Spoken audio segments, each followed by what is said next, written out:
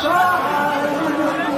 Oh, Lordy, now trouble so hard. Don't nobody know my troubles but God. Don't nobody know my troubles but God. Oh, Lordy, now trouble so hard. Oh, Lordy, now trouble so hard. Don't nobody know my troubles but God. Don't nobody know my troubles but God. Yes, I went down the other day. My soul was a happy because she don't me. I went down the other day. My soul was a happy because she don't me.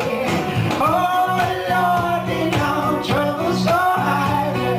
Oh, Lord, now trouble so hard. Don't nobody know my troubles but God. Don't nobody know my troubles but God. And I went up that hill again today. My soul was happy, could have stayed all day, but I went to my room and did stay long. Looked at the bed and my brother was there. Oh, Lord, now trouble so hard. Oh, Lord, now trouble so hard. Don't nobody know my troubles but God. Don't nobody know my troubles but God.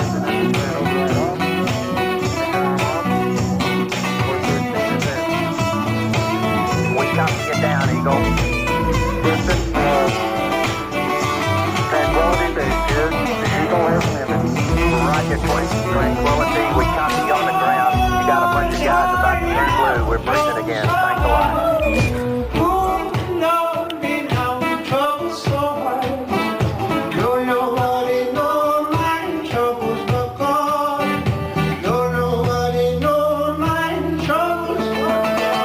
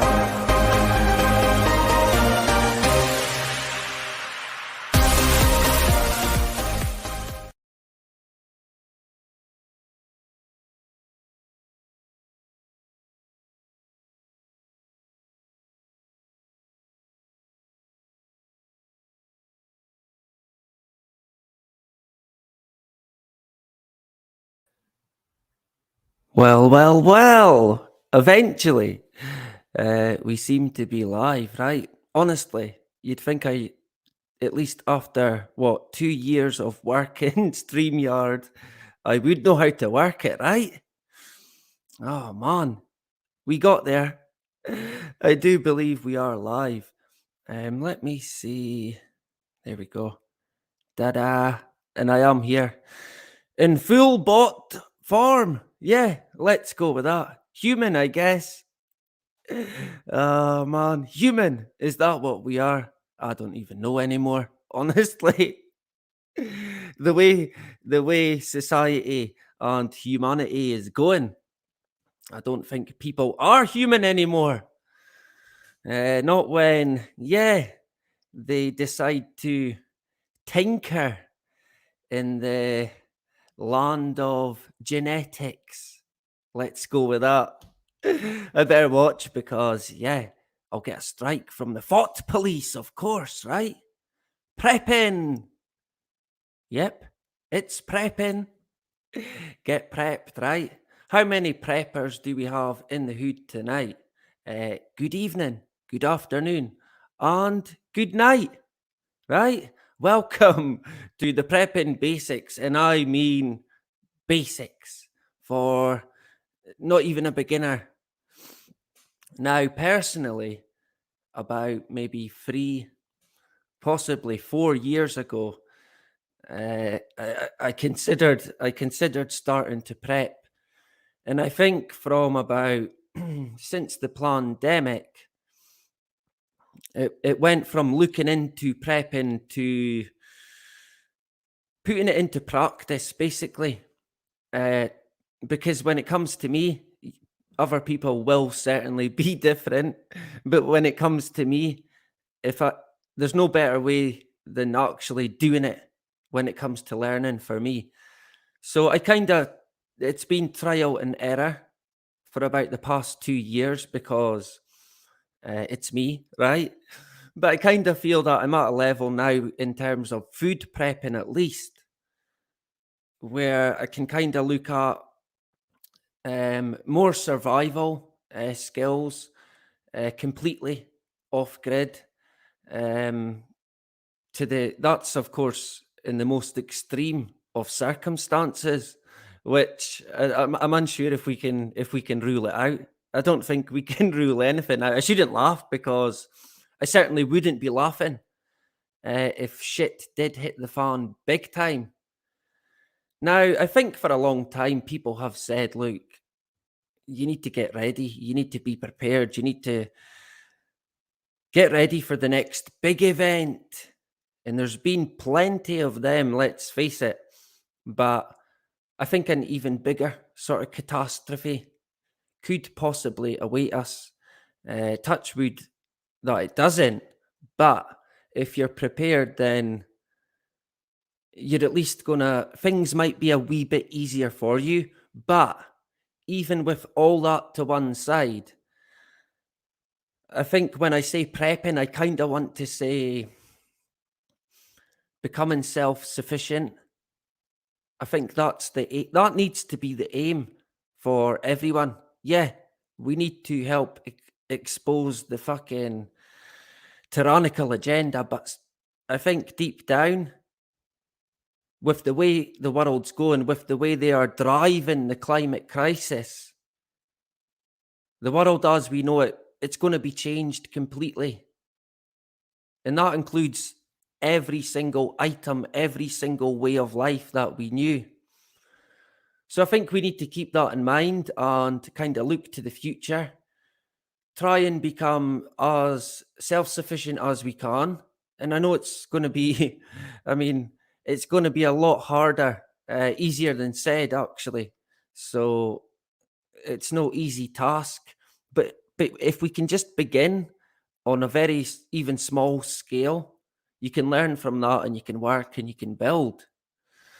So we're going to cover a few basics today, and I'm hoping that we might have 1 or 2 people who are preppers themselves, right?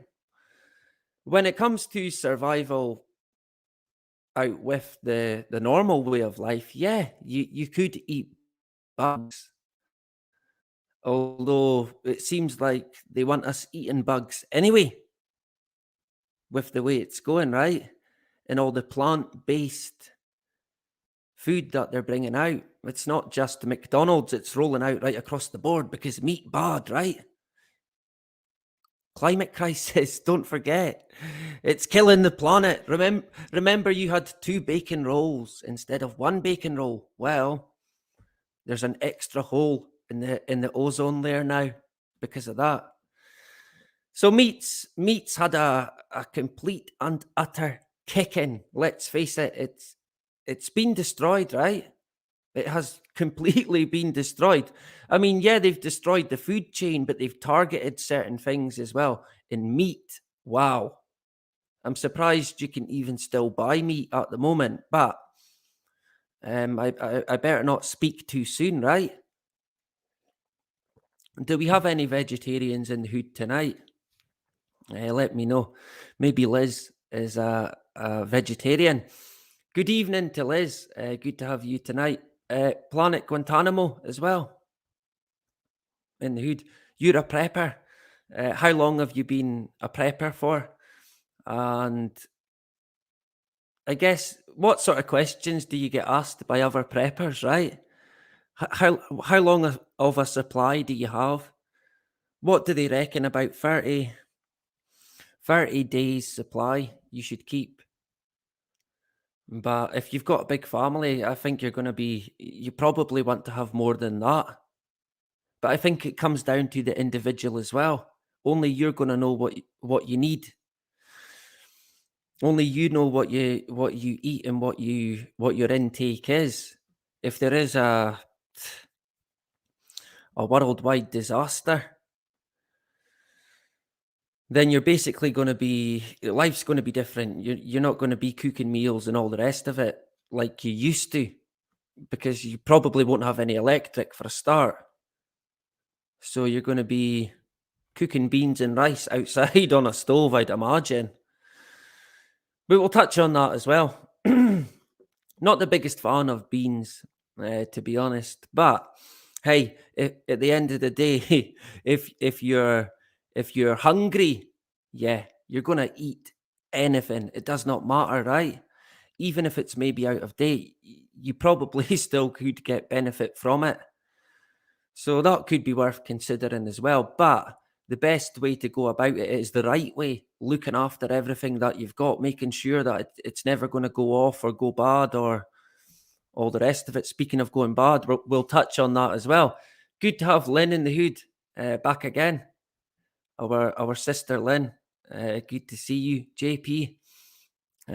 Beans get old really fast. I think it depends what you've got them in. Although I could be wrong. I think it's all about how you store different vegetables, beans, dried meat, dried fruit. It's all kind of things you've got to look into. If that is the kind of stuff that you're going to eat and you reckon you're going to need, there's no point in stocking up on stuff that you're not going to need or use. So you might want to do similar to what I've done if you can, is sort of, if you've not started already, that is, trial and error in terms of what you might need. And then you might get a better idea, right? And eventually you'll learn, because that's what I've basically done in the past 2 years. And I kind of feel I'm in a better position at the moment. Not self-sufficient, but that's got to be the goal. It's got to be. Let me quickly say hello, and then we'll crack on, right? Thank you to everyone for jumping in. Justine as well. There you go. Good to have our sister, Justine DeVoe. Yeah, beans. Yeah. Yeah, not the greatest for some people, right? I don't know. I'm not the biggest fan. Even peas, vegetables, not a big hit in Scotland, right? Oh man, a good place for growing at least hard vegetables, Scotland. But seemingly lacking in what it produces. Not by accident, of course, right? But there you go. Frank as well in the hood. Good to have Frank. Back again, there you go. Coffee. Canned goods will last. Yeah, well, seemingly some of them, they reckon about 10 years. I think depending on where it's stored and what sort of temperature and all the rest of it, yeah, you could probably be all right with that up to 10 year, I think. We will expand on it a wee bit more. Let me see. I'm lost already. Carmel.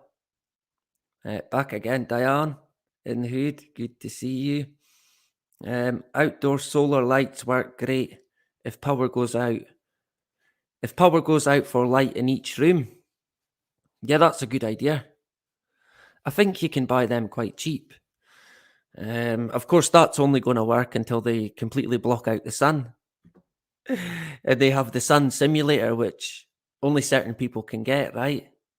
Or only a certain city can get it, maybe. A certain smart city where the sun never goes down. Oh man, imagine living there. Oh, nightmare, right? That's the way it's going, I'd imagine.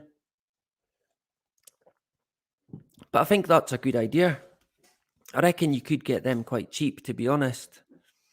Worth looking into, certainly, because blackouts, with the way things are going, I think blackouts could even become a common thing. It could creep in gradual. And then next thing you know, fucking blackouts is the new normal. Look out for it, right? So you might want to get prepared that way. I mean, batteries is another one that I kind of was unable or unsure as to what to stock, how many to stock. I think good, decent batteries and a decent supply of them, not a room full of them, but a good, decent, maybe, I don't know, 3-4 months worth of batteries that can give you light throughout wherever you're going to be staying.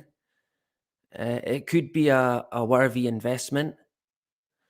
I don't think there'd be much point in buying a load of cheap batteries and filling a whole room. You're taking up space and they probably won't last anyway. But batteries is one that you might want to certainly look into. And of course, you're going to need the devices for the batteries as well.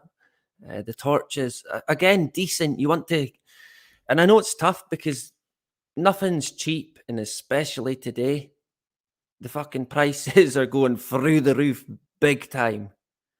I mean, it's quite staggering, really, what we're seeing, but you're going to at least need a wee flashlight, maybe a wee lantern, and a spare, right? If you're talking about even a 30-day supply, at least in my opinion, from what I've learned over the years. I'm far from an expert. We will expand on it. And hey, you can put stuff in the chat like JP, and hopefully the chat will still be there in time to come and not get removed by the Fault Police at YouTube, because that happens. Oil lamps as well. That's certainly another thing that you could look at. I'm unsure in terms of what sort of surroundings you'd have that in, but I think for me personally, it would be the flashlight and the battery lantern lights. But I think the key there could be decent batteries as well, and looking after your equipment has got to be key, right? Because if you break the bulb and it's your last one, you're pretty much done for, right? Oh no, and everyone kicks you in because you dropped it, and then there's no light.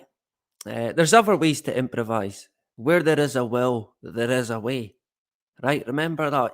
You've always got to dig deep and use your brain, think outside the box, and try your best. I think naturally, as humans, when in a bad situation, we do kind of go there, and the instinct comes out, and we sort of, I don't know, we sort of ride the waves, right? Become a warrior. Back to the Pictish style, like my ancestors.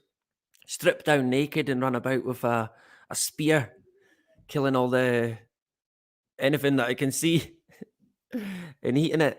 I think they kind of predicted that as well in the future, that if it does get really bad, then people will turn to anything. Never mind fucking robbing you, they'll eat you. I mean, the robbing would be first, but the longer the desperation went on, it would be savage. I shit you not.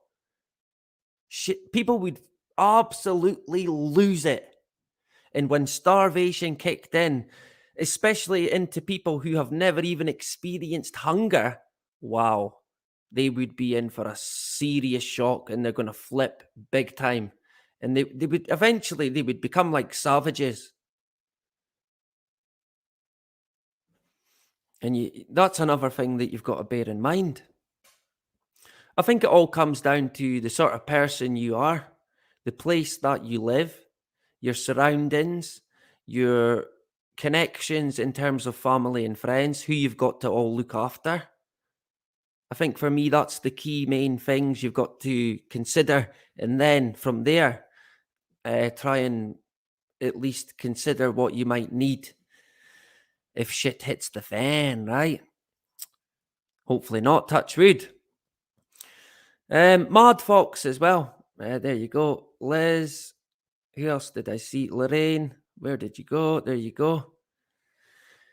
Yeah, that could be something that you want to consider if you can have that option, right? But if you're working with the bare minimum, you've got to really focus on the basics that's going to see you by. But yeah, certainly worth keeping that in mind. They could pull some sort of EMP. I mean, it might not, they wouldn't even need it. They could just fucking pull the power, pull the internet. Oh, it was an EMP, right? And that's it. Because I think they say that you wouldn't even feel an EMP, or would you, as a human being? Frank will know, right? He's the guy to see. Good old Frank. Paul as well, from Newcastle. Back again. Good to have you in the hood. Good man. Power banks, and don't forget extra backup cable for mobile phones. Yeah, I have seen them the power banks as well. I think again you've got to certainly keep them well looked after, not get them damaged, keep them dry, not overheated, not frozen either, of course. But yeah, storage is key, and they might certainly come in handy. I'm unsure as to how much use a mobile phone would actually be in said situation, but it's certainly something that, yeah, if you had that and another family member somewhere else had that, I don't know, actually, you would probably not be able to communicate because all the communications would be down, right? So what would be the best option in terms of communication with a family member somewhere else? I guess maybe 2 tin cans and a string. Do people still use that? It would probably be walkie-talkies, right? Would you still be able to use them? So that could maybe be a thought, but I guess you could maybe charge them with power banks. I'm unsure. I think the ones I had were for mobile phones only, but I suppose you probably get ones for any device. Certainly worth looking into. And again, you want to be getting decent gear, right? You don't want to be getting crap gear. That's no use for anyone. You want decent gear that you can kind of rely on, because otherwise you're gonna fall flat on your face, right? We're gonna jump back into the chat in a sec. Dave in the hood. Is an old microwave a sort of Faraday cage to store batteries and stuff? I don't know about that, right? Don't go fucking switching it on. Or whatever you do. Oh man, Jesus. Yeah, I guess that would work. If it certainly doesn't work anymore, the microwave, you could use it to store batteries. Why not? I suppose you could. They wouldn't be overheated, I don't think, and dry, which is key. And the last house that I stayed in, my storage was minimum, very, very poor. Here it's not as bad. It's a lot better. So it's a lot better that way, but obviously there's me and my family to look after. If it's just yourself, you're not even going to need to take up that much space if you do it properly. If there is such a way, right, to properly prepare for the unexpected, I guess. But I think we're heading down that road, and we'd be fools not to consider it. Even with the war put to one side, they are driving this climate crisis stuff big time. No matter what you think's behind it, they're pushing it. and it is going to get bad. You can tell the way they're talking about. We covered that document talking about compensating nations already, and the possibility that they've been severely affected by geoengineering. Hip hip hooray! Yeah, we are not worthy, right? Anyway, let's jump to the, if I can, to the slides. Let me see.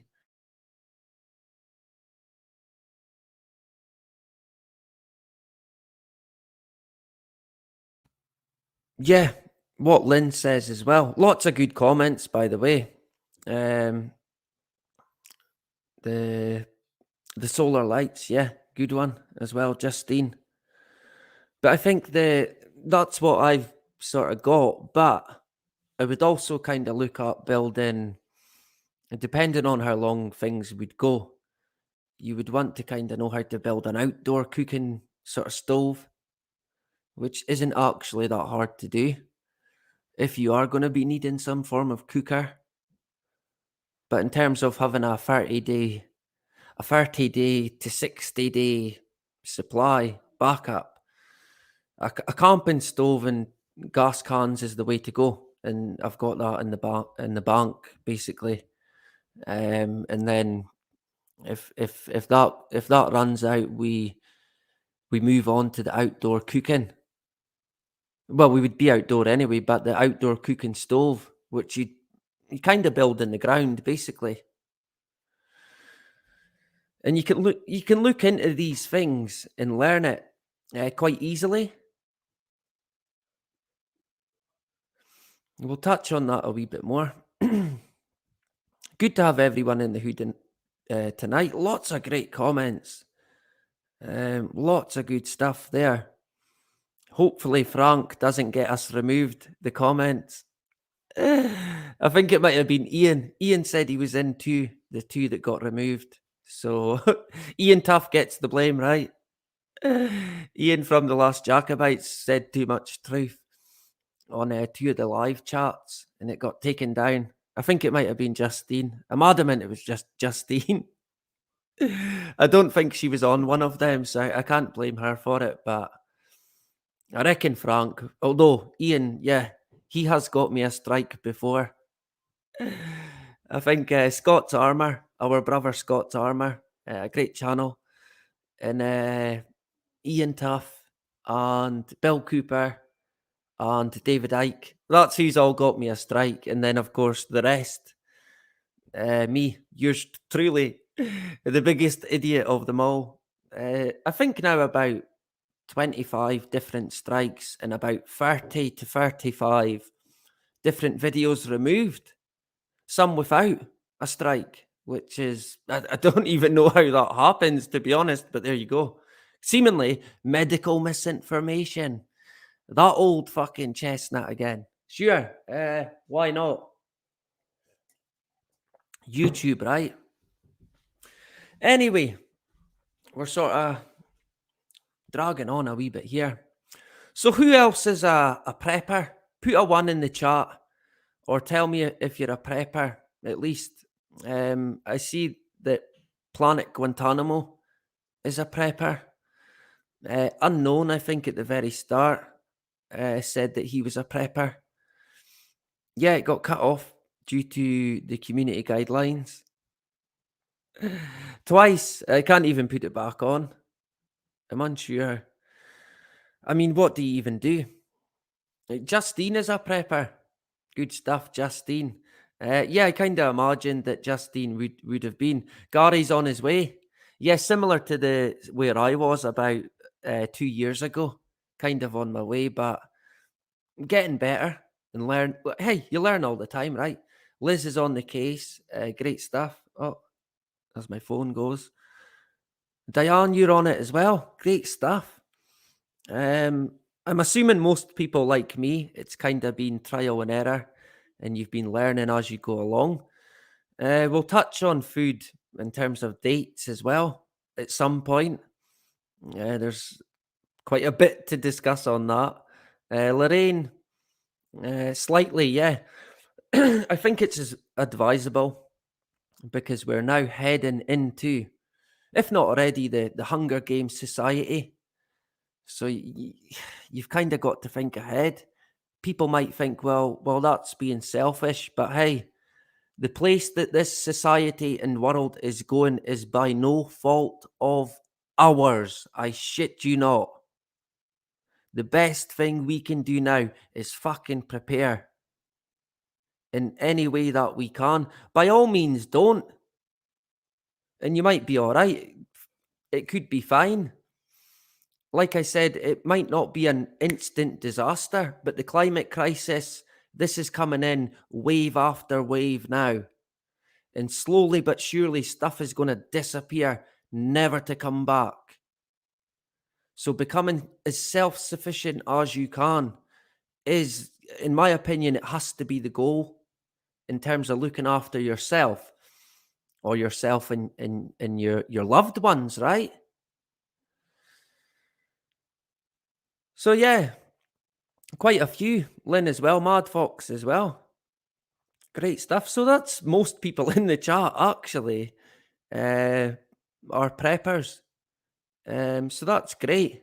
I'm glad to hear it. We're in good hands, right? I know where to go. I know where to go for advice. Great stuff. Justine, I'll be giving you a shout, or Mad Fox, or Liz.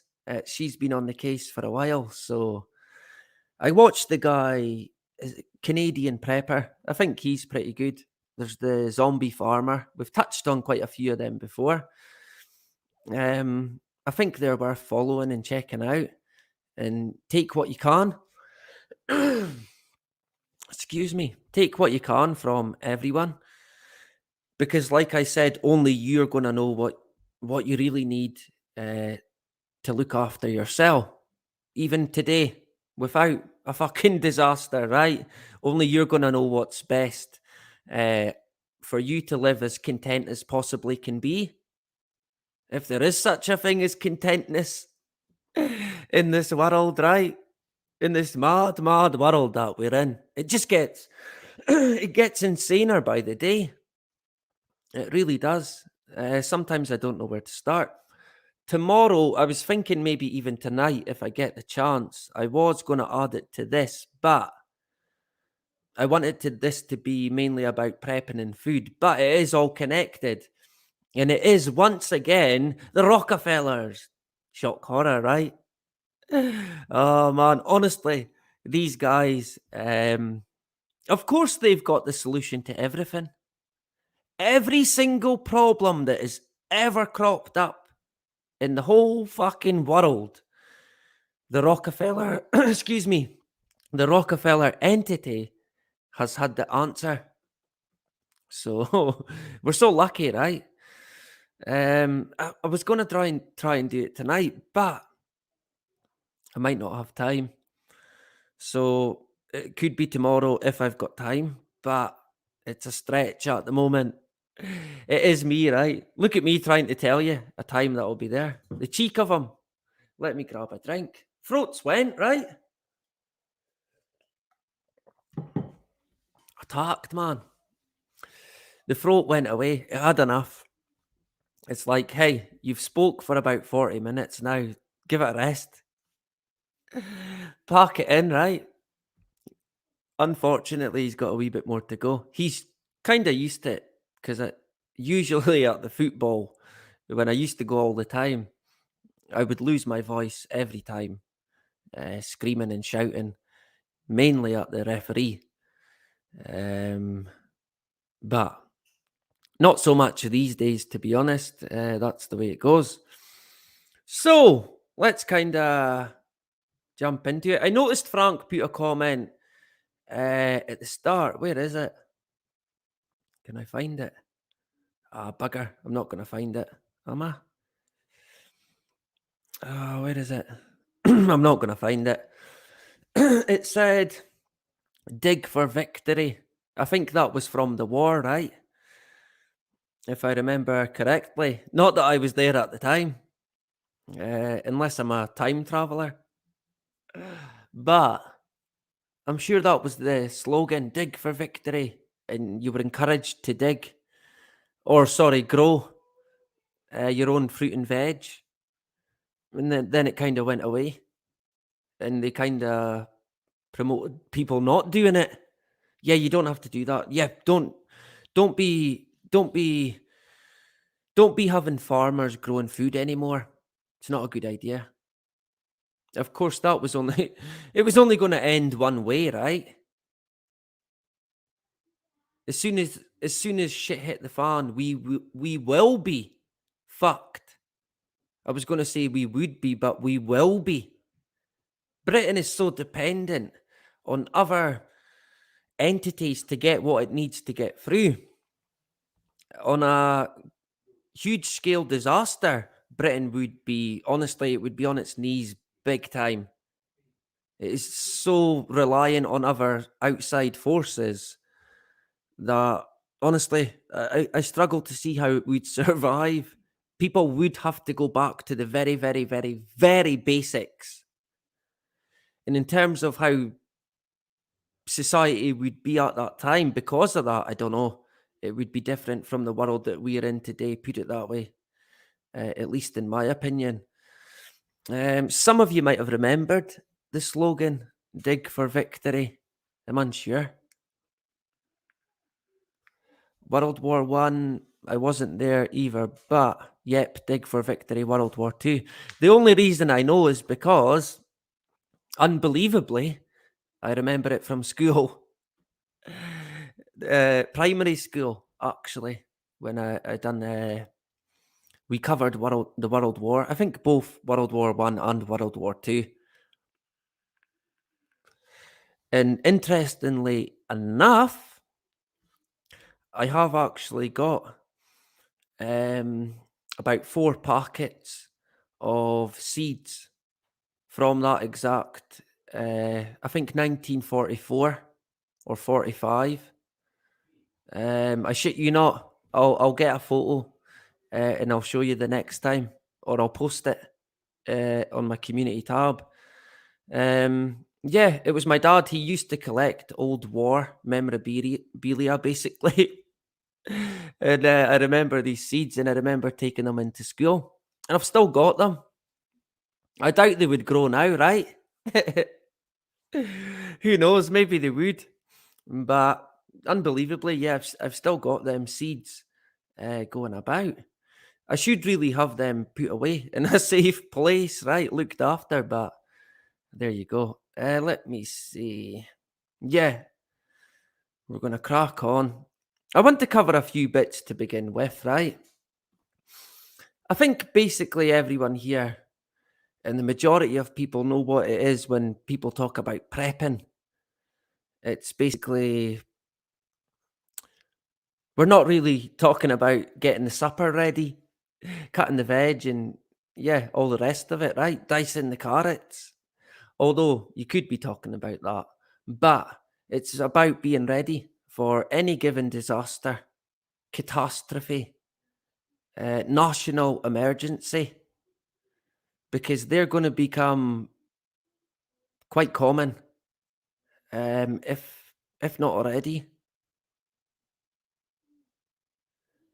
I mean, the way they work, there could be something that's happening right now that in the future they'll say, look, this is happening, we're going to have to shut everything down. But in reality, who really knows? It could be, for example, pollution levels, I guess. They could lock down due to pollution level being high. You would just have to take their word for it, I guess. Too much carbon being admitted. Shut down a town. Of course, NASA would help them with that, with their satellites, if you like, because that's what they do. NASA's not just a space agency, you know. Shock horror. Primalsurvivor.net. This is quite a good one. Yeah, you might want to first of all consider putting away a bit, saving up even a bit of cash, and then looking at using that saved up money to buy stuff that you could use for prepping instead of leaving yourself short. That would be a mistake, right? You've got to go about it in the right manner, of course. If you are looking into prepping, you're going to find lots of stuff, endless amounts of stuff, a library full of stuff. But in my opinion, the basics, you have to get the basics right, because if you get them right, you kind of can't go wrong. But if you go looking into prepping, it is a vast, huge array of information. Just a library full, the same amount of info on the Rockefellers. You could fill a library with the amount of information on prepping. So you've kind of got to narrow it all down. And in my opinion, focus on the basics. Know what you're gonna need. Know your surroundings, right? Only you're gonna know that. But there is lots of. I've took this as an example, but there's probably hundreds, thousands even. So let's quickly see if I can work this. Wait a sec.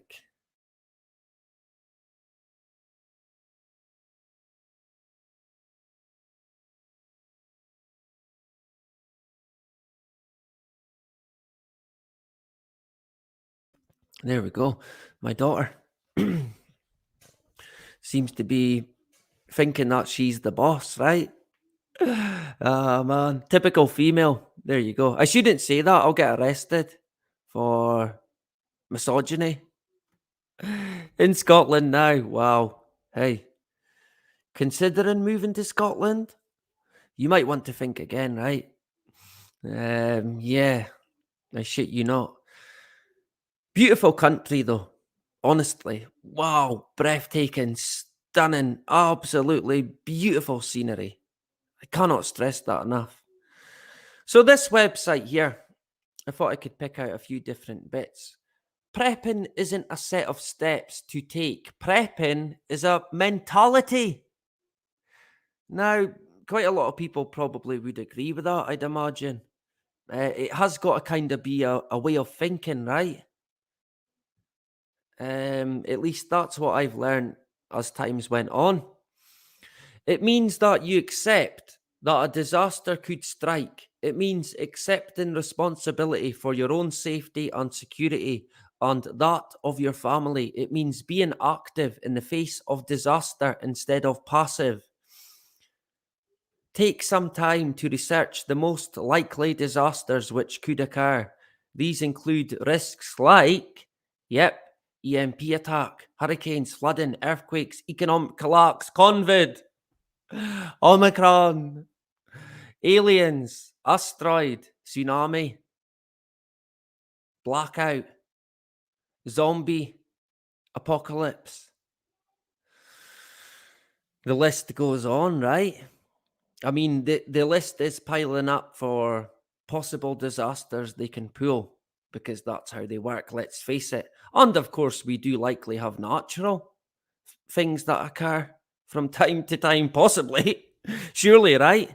So if you throw that into the equation, volcanoes, geoengineering, honestly, the list would go on forever now. And like I said, with the climate crisis, you can put all that stuff to one side. They are driving this shit big time. And the world we operate in today, it will fucking not be the same. I shit you not. I could be wrong, but that, in my opinion, is the way it's going. You can see it already. It's creeping in. This is how the agenda works. Before you know it, it's right in your face. And then you're wishing that you had maybe thought ahead and prepared. Right? So we don't want to be caught out, but we don't want to lose our livelihood as a person or our lives, right? We've still got lives to live. So you've got to find that balance. You've got to get it right. And only you know that, and you will know that. What did I do there? Yeah, so the flooding. Wait a second, you'll have to give me 1 minute.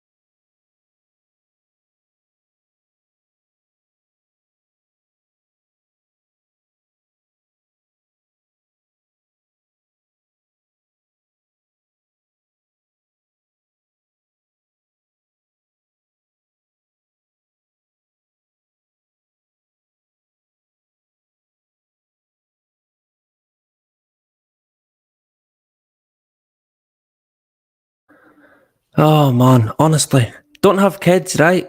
Don't have kids anymore. Just don't have any actually.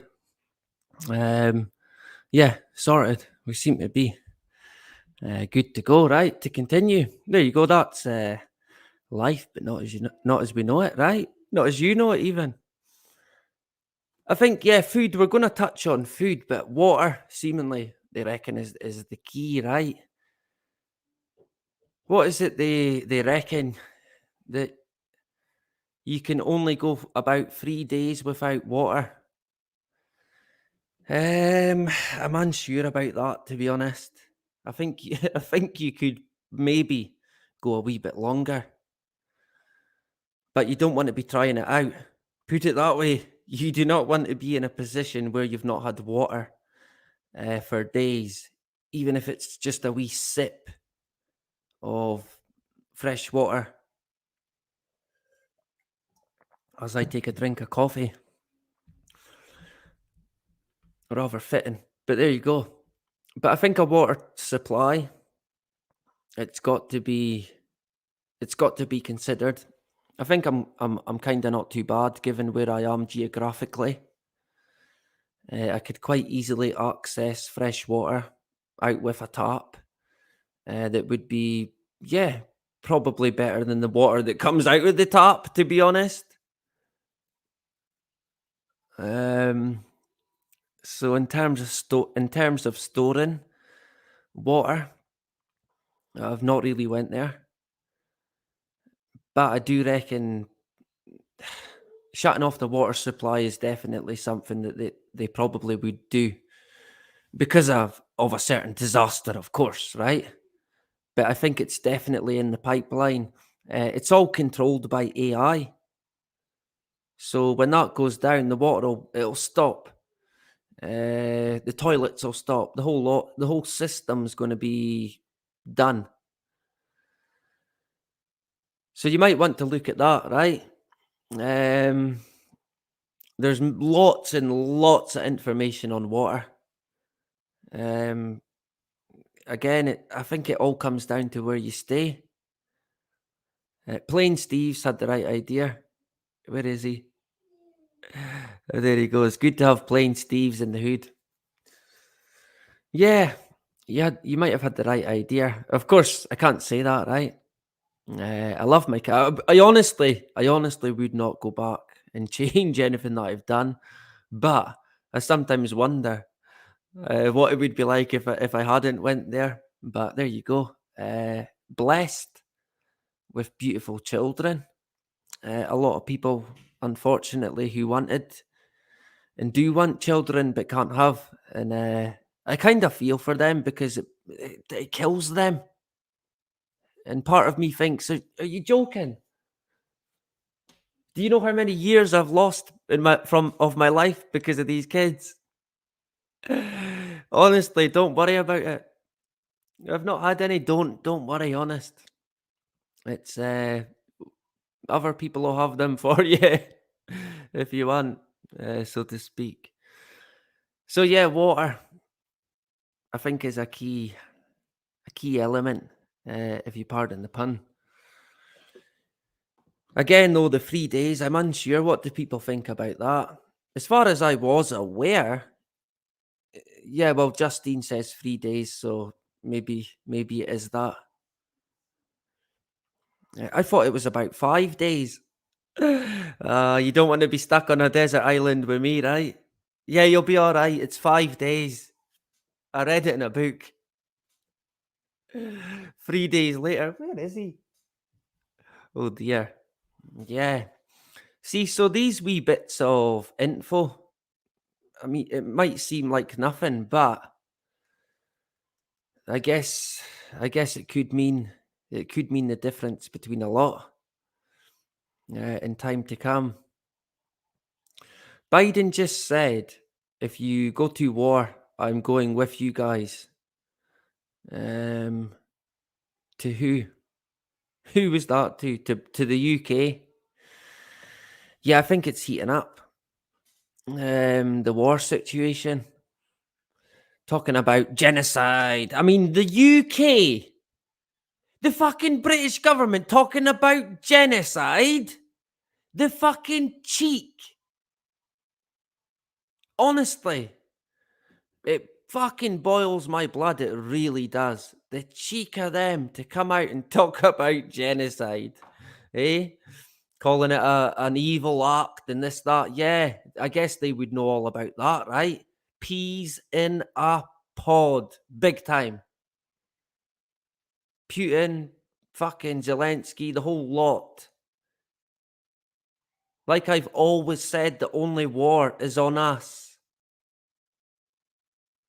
The wars they put us through, it's theatre. Don't buy it. Don't be fooled. And don't be falling into a category where you support one or any other side. Don't do it. Don't be fooled by it. I've seen it happen. Don't go there. You'll regret it. You'll realize in time that you've been fooled, but don't be. They're all pulling strings for the agenda. Not for anyone else, and certainly not for us. Of course, they would want you to believe that, but it will be far from the case. It'll be inverted, if you like. Yeah, this is going to save this and do this and this, that, and trust the plan. Yeah. Don't do it. You'll regret it. I can assure you. Don't trust any of them. I cannot stress that enough. Really do consider becoming as self-sufficient as you can. Grow your own food. Detach from the satanic society, because that's what it is. We're all entwined in it. We've all got our guilty pleasures. The music, the Starbucks, the football, the cinema, the fucking whatever it may be. This is the world that we live in. But if we can at least try and detach from it, I really do believe you're not only going to be better off, but a better person. You're going to feel a better person. You're going to be better physically, mentally, maybe even spiritually, if there is to be such a thing. I think its power would have no end in becoming self-sufficient, to be honest. Is there anyone here who would class themselves as being fully self-sufficient? I'm unsure if I've met anyone yet who would class themselves as that, but I guess they won't be on YouTube, right? Watching me. They've got too much fucking brains for that. That's no way to speak about myself, right? But there you go. We try our best and we cover a lot of different things. I did say we would touch on prepping basics and get some input in the chat. And from what I've seen so far, wow, lots of good comments. We've went over an hour, which wasn't the idea, the plan even. It was meant to be about an hour. So you know what that means, right? It's going to be longer than previously thought. Yeah. We're going to have to catch up with the syndrome soon. If you think it's went away, oh man, if you think it's went away, nope, it hasn't. It's still there. It's worse. It's rife. Everything's riddled with the syndrome now. It's like the Matrix. It's like the fabric of the Matrix is falling apart around us. They're becoming lazy. They don't even care anymore. Yeah, fuck it. Go with it. Throw it out. Run with it. Yeah, but people, fuck it. Put it out there. People don't care anymore. And to be honest, funnily enough, I think that kind of is the bottom line. A lot of people simply do not care. End of. Straight up. They've kind of got us living day by day. Not even really thinking or considering the future. People, they've got kids and adults now not even wanting to have children. I know we joke about children, but you've got to continue to reproduce, right? Someone's got to bite the bullet. But now they're driving them that insane. They've brainwashed them even to such an extent where they don't even want to have children anymore because they want to save the planet. I shouldn't laugh. I really should not laugh, right? But come on. They want to stop having children so they can save the planet. Wow. That is, I mean, yeah, sure. Why not? I mean, they've clearly worked their magic there with their conditioning, programming, right? I mean, they've worked it to such an extent where the masses are doing it for them. And like I've always said, what do we do? The doting human. What do we end up doing? We walk right into it. Almost every single fucking time without fail. But on a bigger, on the grand scale of it, we're being set up. The trap gets set up. We walk right into it. Then who gets the fucking blame? We do. But then who has the solution? The agenda. The hidden hand has the solution. But of course, they never created the problem. Oh, no. That was our greed that done that. Sure. Why not, right? Totally not orchestrated in any way, shape, or form. And that would include the fucking climate crisis, the food crisis, the pandemic. You name it. And you will see even more what I mean in terms of that if we can get into the Rockefellers tonight or possibly tomorrow morning, which might be early. It might be the only time I can do it. So you might want to look out. If not, hey, you can catch up, right? Hopefully it doesn't get deleted. The last video, it was close to getting a strike, I believe. One of them, in fact, two of them. The Bill Cooper video with Bin Laden and the PCR testing, I think that was all but a strike. And another one, I'm forgetting. It was all but a strike. I actually thought it did get a strike. I thought, oh no, here we go. It said community guidelines, and I thought, oh, it's a strike, right? But it wasn't. It was all but. And I think it got age restricted again. I mean, honestly, my videos are set for adults only.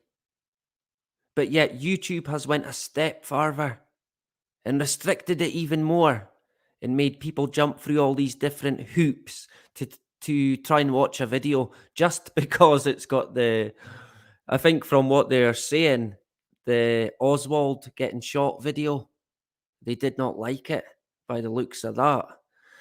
quite interesting. I might have mentioned it before when I was on, but there was two very specific clips from that video, the Oswald video that they wanted gone. Not the whole video, not the whole clip that is has copyright, but two certain individual bits where, yeah, some interesting things got said. Because I thought, well, that's a bit weird. Let's hear what's said. And then I thought, that's why. That's probably why they want me to remove the two clips, right? So then it's not restricted in any way. But I don't want to. I really don't want to edit my video. I don't want to do it. So I'm not going to do it, unfortunately. But I did upload it to my BitChute. So if you're having a problem watching the JFK video, you'll get it on my BitChute channel, which you'll find a link to in the About section of my YouTube channel, right? We're professional here. We're rolling. Well, the channel's kind of semi-pro, maybe, if you could say that. Me, still amateur, beginner.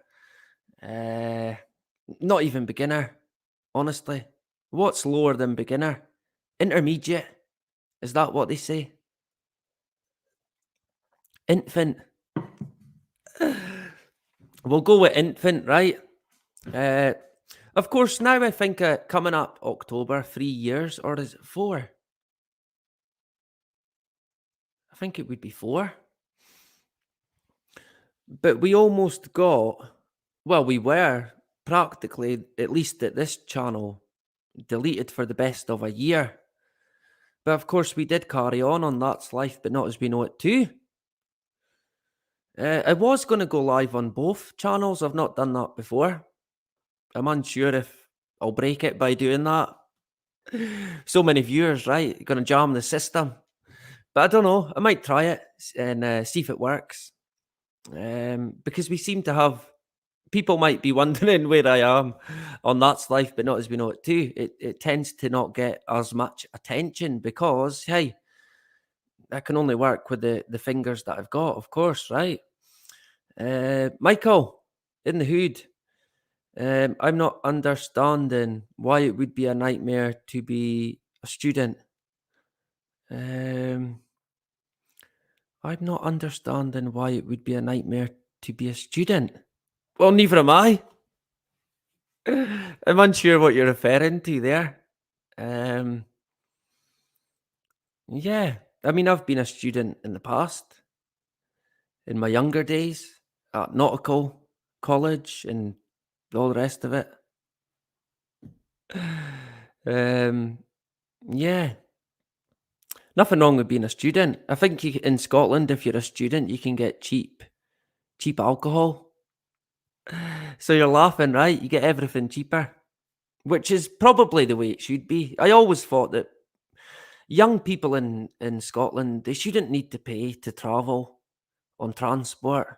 I've never understood it. But there you go. I think they are getting better in that sense, to be honest, but lots of room for improvement, honestly. In fact, the best thing that can happen in Scotland is the SNP and the whole political system getting obliterated by an atomic bomb. Gone. No more fucking SNP. Finished. I guess we can live in hope, right? There you go. It was a question for a comment. So JP had a problem with students. He's a student basher. He's away out bashing students. Where's them bloody students? Getting their free drink and their cheap bloody buses. Oh, JP. Good to have everyone in the hood tonight. Yeah, I think it's about time that happened as well. Well overdue. Should have happened when I was young. Bastards, right? Where was that when I was bloody young? When I needed it? But there you go. It's here now. So about time. I think, yeah, my eldest son is getting a bus. I think it's a bus pass, which yeah, that's. I think he's quite happy with that. Not that he tends to want to go anywhere, but it's the options there, and I'll be making sure that he does. Right, make the most of it too. Right, I never got the chance to have anything like that, so I'd imagine there's going to be an increase, at least for the time being, on younger people on public transport. So, yeah, you might want to take your ear defenders if you travel regular on the bus, even. Yeah, good to have everyone. Let's crack on. We're kind of getting sidetracked here. We'll blame Justine, right?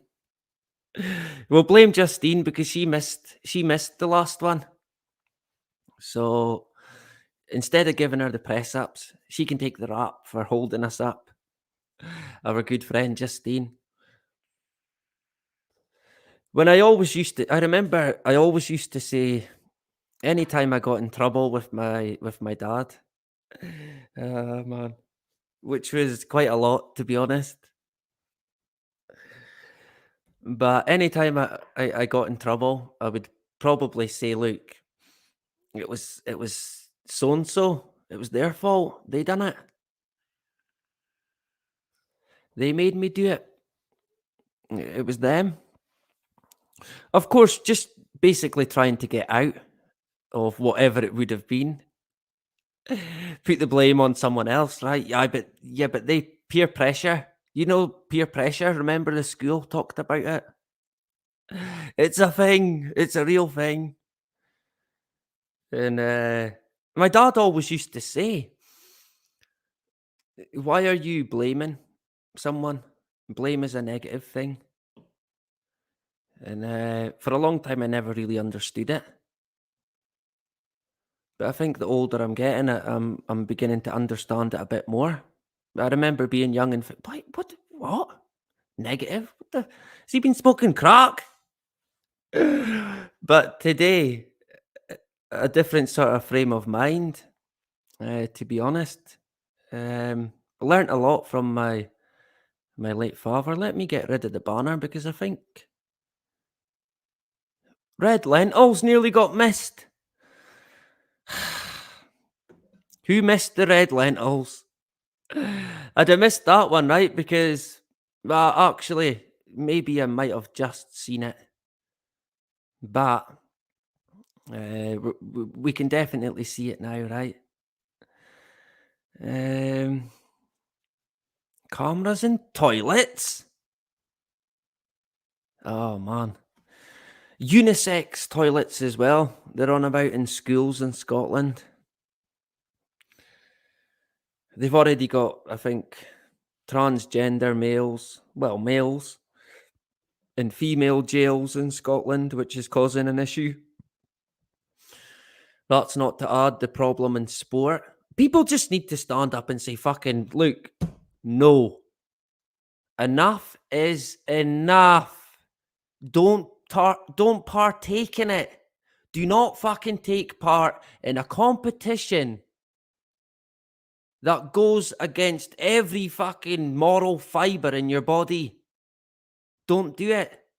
But of course, they likely need the money or they need to continue with their progression in their career. But the bottom line is these guys are roasting these women at swimming or whatever fucking sport it may be, and they're bringing home the fucking money from it. Cashing in on the big fucking payment for the winner.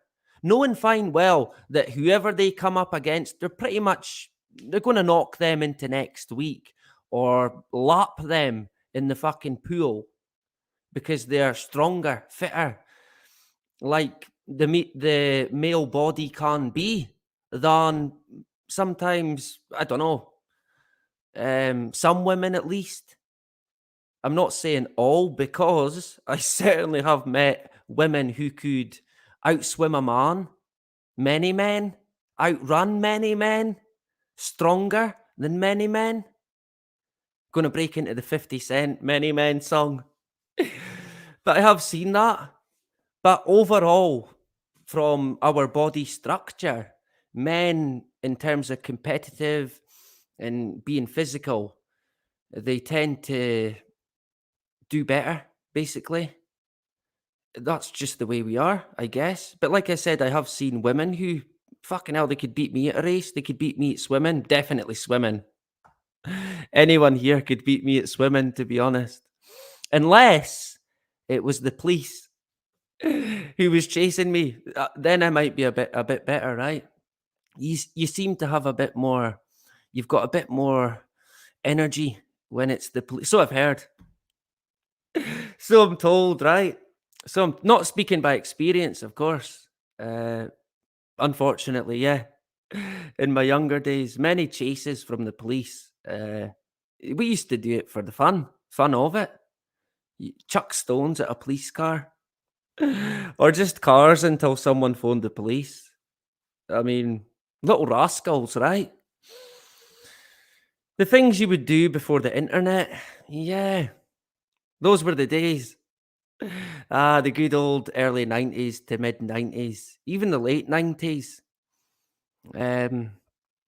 Yeah, it seems like a civilization ago. Thinking about back to the 90s, it's like, wow, so many years have went past, so much stuff has happened. It kind of blows your mind, right? Thinking about it. Yeah, I kind of like to go back and think, what have I done? And think about good times that I've had. Yeah, if let me think. If you let me know a day that you're free, an evening that you're free, we can work something out, right? And we'll get you on again. When we can get a catch up, Steve, that would be great. That would be ace, actually, and we can catch up again, and you can fill us in, so to speak, right? So jumping back to this,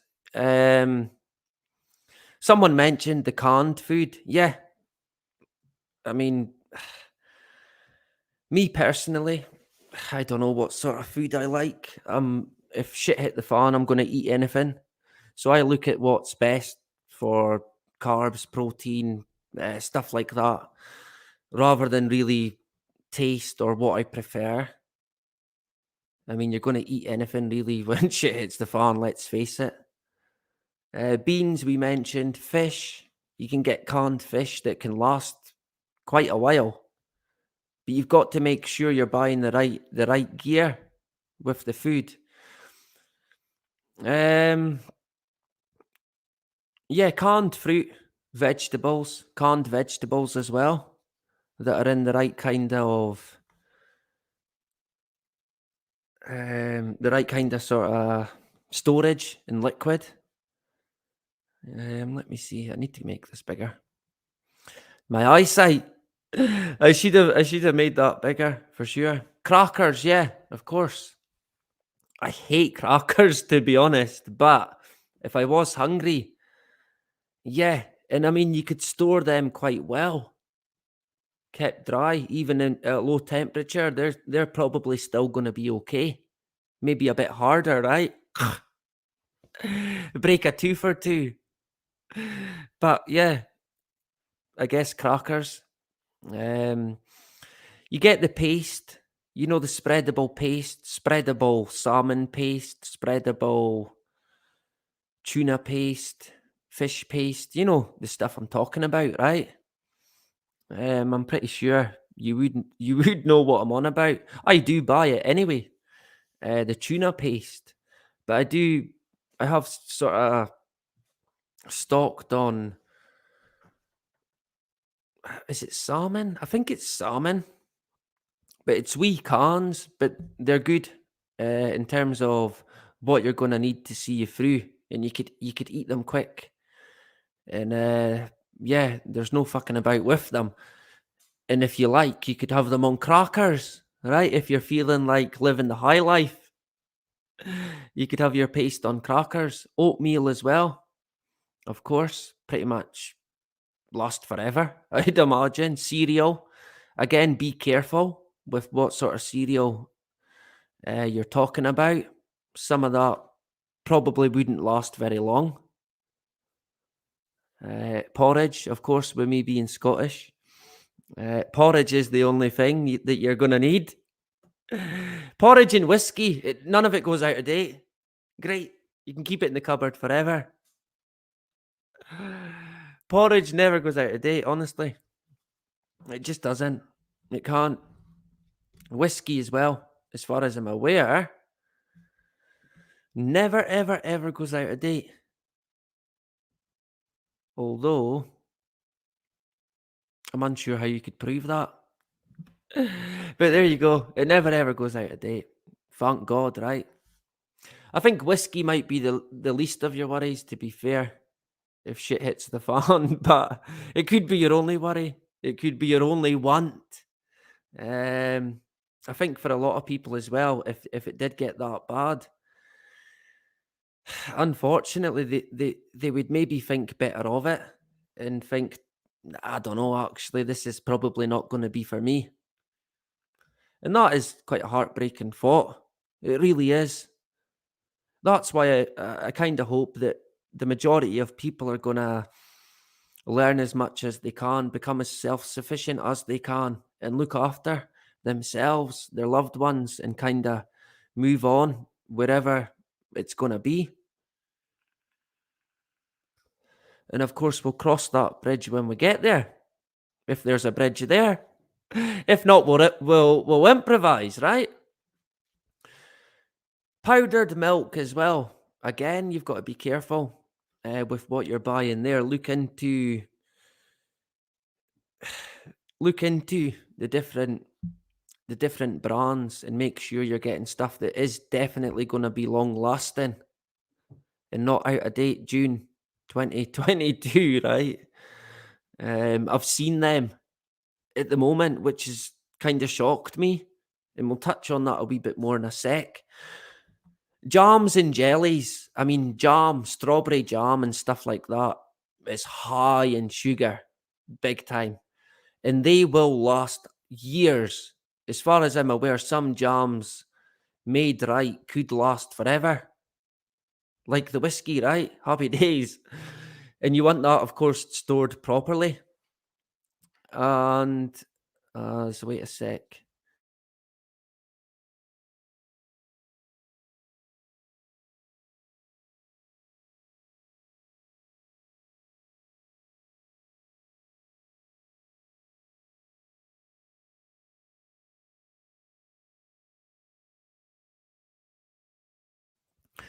My son Billy decided to pop in and get his Alexa. I know. Hey, don't shout at me. I know. Yeah, my wife got him an Alexa. To be honest, I have used it I've used it for music in the past, so I am guilty of using it. I remember someone said, "Well, I wouldn't get an Alexa because it can listen into you." Yeah, but you've got a smartphone, right, in your pocket right now. Oh yeah, you don't think that could listen? No. Of course, every device makes it all that more easier to intrude your private space. Basically, that's what they've done. They've invaded the home. They've got the fucking cameras on the doors now, the Ring doorbell, all connected to the mesh. We know where it's going, of course we do. And again, yeah, peanut butter. I'd imagine we've got some peanut butter fans in the hood tonight, surely. Kind of do like peanut butter, not the biggest fan, but it has to be smooth, right? None of this crunchy peanut butter.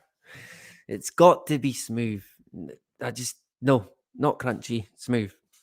Right? So just make sure you bring smooth peanut butter.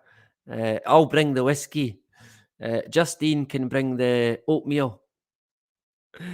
And anyone else can take a pick from what they want to bring. Here's an example of, say, 2 to 5 years lasting.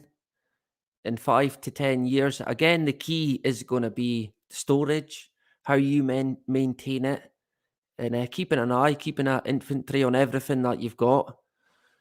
Some of it you might use, so you're going to want to replace. That's something that you want to keep an eye on. You might use some stuff and then forget that you've used it, and then when shit hits the fan, oh bugger, that's right, I used it. So you've got to watch for that. That's certainly a possibility. I believe I've dipped into it quite a few times for different items that I know's there, but of course, what you've got to replace it. If you could get to a point where you had a really good supply of items that you needed,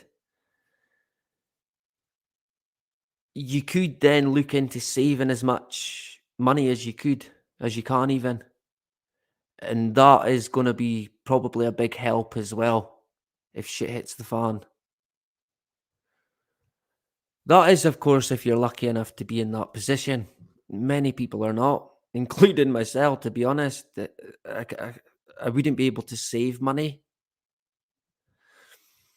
I wouldn't class myself as poor or in poverty. Far from it, but I certainly wouldn't class myself as rich. I think the gap between the poor and the rich has got wider. But I touched on an article before, and it was about a hospital in the UK who was giving out food to staff who had no money to buy food. This is people who worked in the fucking hospital. They had a job there. They were getting food from a fucking food bank. So not only do we have people in poverty who can't eat because they've got no food, we've got people who work in the NHS who can't seem to get by to such an extent where they're relying on a food bank handed out by their own boss, like they're some sort of fucking hero. Is that the thanks the NHS staff get for, stay indoors, wash your hands, wear a mask, get your juice, roll up, in it together? Yeah, sure. So 2 to 5 year, you've got the canned meats, tuna. I certainly do like tuna, so I might just stock up on tuna. I'll just live on tuna and turn into a tuna fish and become Aquaman. That would be ideal, right? Completely away from society and get eaten by a fucking shark 2 minutes in, knowing my luck. The peanut butter cup noodles, quite a big hit with a lot of people. Easy to store, easy to look after. Tea and coffee. Again, you probably want to get the powder tea and coffee. It's longer lasting from what I can see. Although a jar of coffee, as long as it's maintained and looked after, it could last a long time. Coffee beans, I think, can last ages, however long that is. But I think in terms of the world we're in a 30-day to 60-day backup, you can get the wee powdered, you can get, it's like, what's the word? Not a jar. It's like a plastic jar, basically, of powdered tea. Oh, bugger, what am I doing? It's powdered tea that's got milk in it. And I think when it comes to sugar, it would be handy to have, although you kind of want to be avoiding having to have sugar.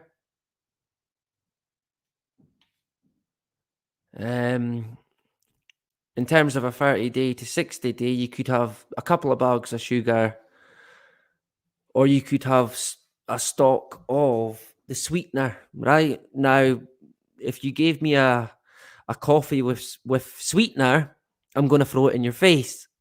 Don't do it, right? But if we are living in a radioactive world, yeah, I might accept it, right? But I'm certainly not a fan of the sweeteners. But like I said, you're not going to have much of a choice. What's the old saying? Beggars can't be choosers. That's what it will be. In a Hunger Games society, you won't have much of a choice. Not like we've got today. You're going to be dreaming of 2022 if you live to see any catastrophe that comes. It'll be like a distant memory. So full of good news, right? Happy days. Do you know what I'm going to have to do? I'm going to have to try and hurry up because I'm going to need to get a drink. And the pub's away to close. I need to get there quickly. Double whiskey. I can't even. Usually, when I go to the football, I go to the pub. But apart from that, it's not really for me, to be honest. Back in my younger day, I used to really enjoy it, but it's not for me. It's I don't know. I guess I kind of have grown out of it.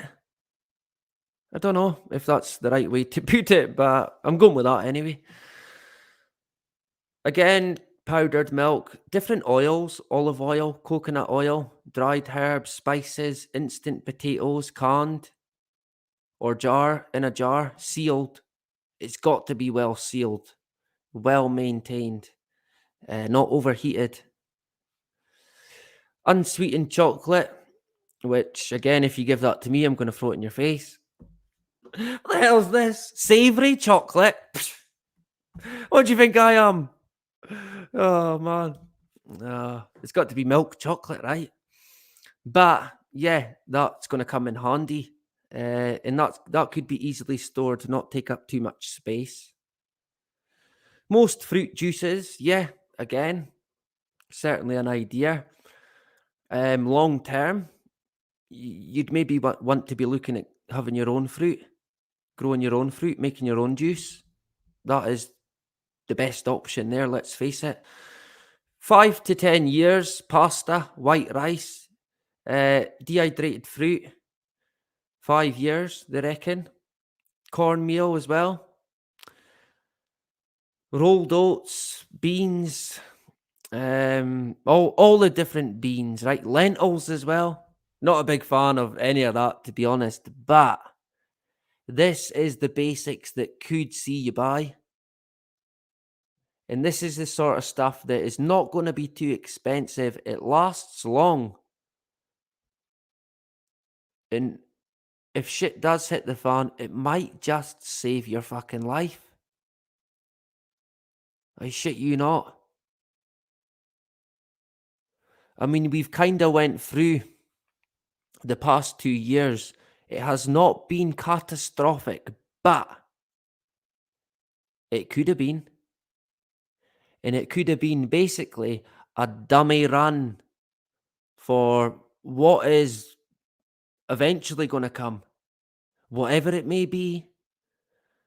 Pole fucking flip, shift, whatever you want to call it. Comet, asteroid, tsunami. Atomic war or nuclear war. There's so many different things, right? Kind of lost my place there, actually. Oh, man. But yeah, that is your kind of basics in terms of food. And again, you want to be looking at the dates. You want to be knowing what you've got, how long it lasts. At the moment, a lot of the food I'm seeing, you're going to be lucky if it's going to go past 2024. Some 2025, but if you're wanting longer than that, you might have to look afield to a private distributor who deals in these food packages. And I think we can mention that as well, actually. Food that store up, we went too far. Gave the game away. Let me see if we're still going. Are we all good? Is the audio okay? I never even done an audio check. An hour and 40 minutes in. What's the audio like? Terrible. Ah, man. One of these days, right? One of these days, we're going to get it right. We can live on that hope that one day, one fucking day, honey never goes bad. Yeah, Justine. You know the score there. Whatever it may be, it will be done by design. Steve, plain Steve. Yeah, you can say that again, brother. I would second that without a doubt. Mad Fox, we're all good. Liz, thank you. Plain Steve, Diane, great stuff. We're all having a good laugh as well in the comments. It's great, right? Sometimes you can have a good laugh by surprise and you think, yeah, I'm glad I had that laugh now. I feel a wee bit better. Not as insane after laughing it off, right? You know what they say about laughter, of course. Actually, I can't remember. It's the best medicine, right? Yeah. No wonder they tried to destroy comedy. You can't have that. It's probably the Rockefellers that want to destroy comedy. Laughing's too good. It's too natural. It's a natural medicine. We can't have it. We must destroy comedy. You can't say anything. I mean, the way it's going, comedy probably will become eventually a thing of the past. I mean, if that sounds crazy, think about what Elon Musk was saying, if he's anything to go by. When people begin to take on the brain chip en masse, and they will, they fucking will, the sheep will lap it up. You want to be Superman? They will come running, sprinting down that road, knocking old ladies out the way, hit by buses, the lot. Not caring. They want it. Of course they want that. That's what they've been programmed to believe by entities like Marvel. And by the way, who do you think is behind Marvel in its beginnings? Yeah, it could only be one entity, right? You got it. Indeed. Oh, there you go. So, what else? Where did I get to? Yeah, food that stores well. Yeah, that's a decent enough list. Pretty basic stuff that you should be able to get. You should be able to get that quite easily. Luckily enough, hard liquor. Hard liquor? What the hell's that? Ah, you mean whiskey, right? That's what we call it in Scotland. Honey, salt, soy sauce, sugar, white vinegar, maple syrup. I'm unsure what kind of meal you could make with that, but I'm sure in Scotland we could make something with that. Of course, these are all ingredients that would come in handy. Not only that, if you was in this situation and you had spare stuff or stuff that you maybe didn't need, you could then use that to swap, exchange with other people. And that's certainly something that could happen.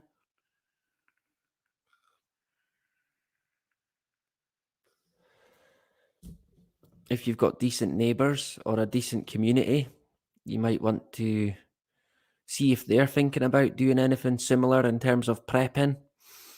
Seaweed! Is there any seaweed fans in the house? Ugh, yuck. I don't know if I could eat seaweed. Even if I was starving. Oh, man. I know people do, anyway. Just for the crack. But I just don't think I could. Don't get me wrong, if I was hungry, I would eat it, right? Of course you're going to eat it. And me being where I am, I'm not far from the coast. lots of coast, miles and miles and miles and miles of some of the richest coast in the world for seaweed and things alike. So that obviously I'm walking distance basically from stuff like that.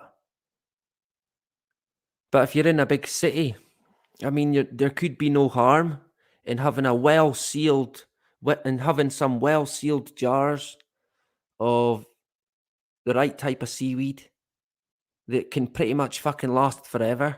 And if shit hits the fan, you're gonna eat it like it's caviar, and you're gonna be pretty much glad, put it that way, that you prepared, right? But I don't know. Maybe some people like seaweed. It's high in iodine. There you go. Soy sauce on plain rice. Yeah, I agree with that. Lorraine, soy sauce on plain rice. Where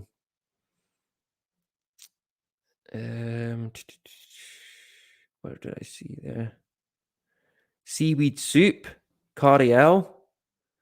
Yeah, I could see that. Deep fried seaweed. That's an interesting one, that. Yeah, I guess there's things that you could do.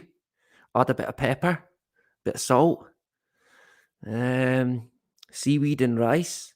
Another veg. I mean, once you got rolling, if you were in that situation, you'd get rolling, you'd get adapting, and you would just have to adapt to a new way of life. I mean, we're a long way off of that, but there's no harm in at least considering it and maybe looking into getting prepared, if not already, although a lot of people here are. We touched on honey. Yeah, it lasts forever. Will bees be here forever? That's another question. Great natural immunity booster and has antibacterial properties for long-term survival. It beats sugar for flavouring food. I don't know about that. I prefer sugar. I have tried honey.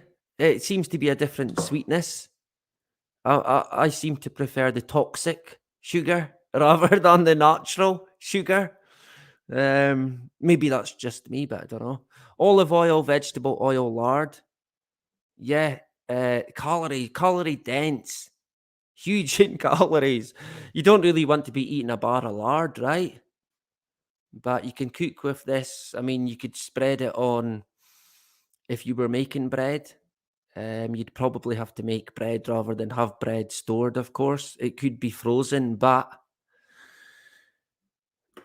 again, that comes down to electricity. You could have all the ice, you could have all the freezers in the world. If you've no electric, you're done. So I think the frozen food option is a bad option. I think you'd be a fool going down that road unless you've got a generator.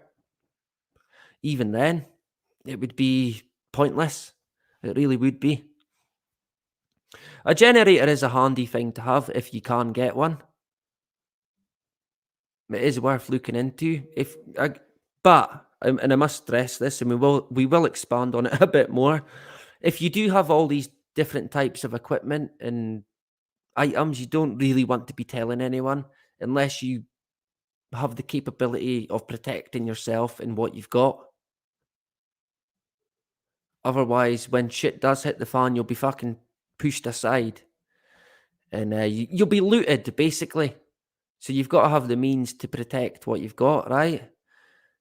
We'll expand on it a wee bit. You don't have to go out and buy an entire stockpile in one trip. Just buy a little extra at each shop, at each grocery shop, shopping trip even, until you've built up an impressive stockpile. And I mean, yeah, again, you don't want to overdo it. You don't want to fucking fill your house of food that you're probably never ever going to use or eat. So you've got to be smart. You've got to know what you're going to need. You won't need that much space to be taken up by it. Make sure it's going to last. Make sure your dates are right. Make sure it's not going to get wet. It's not going to get too cold. It's not going to get too hot. And make sure it's protected.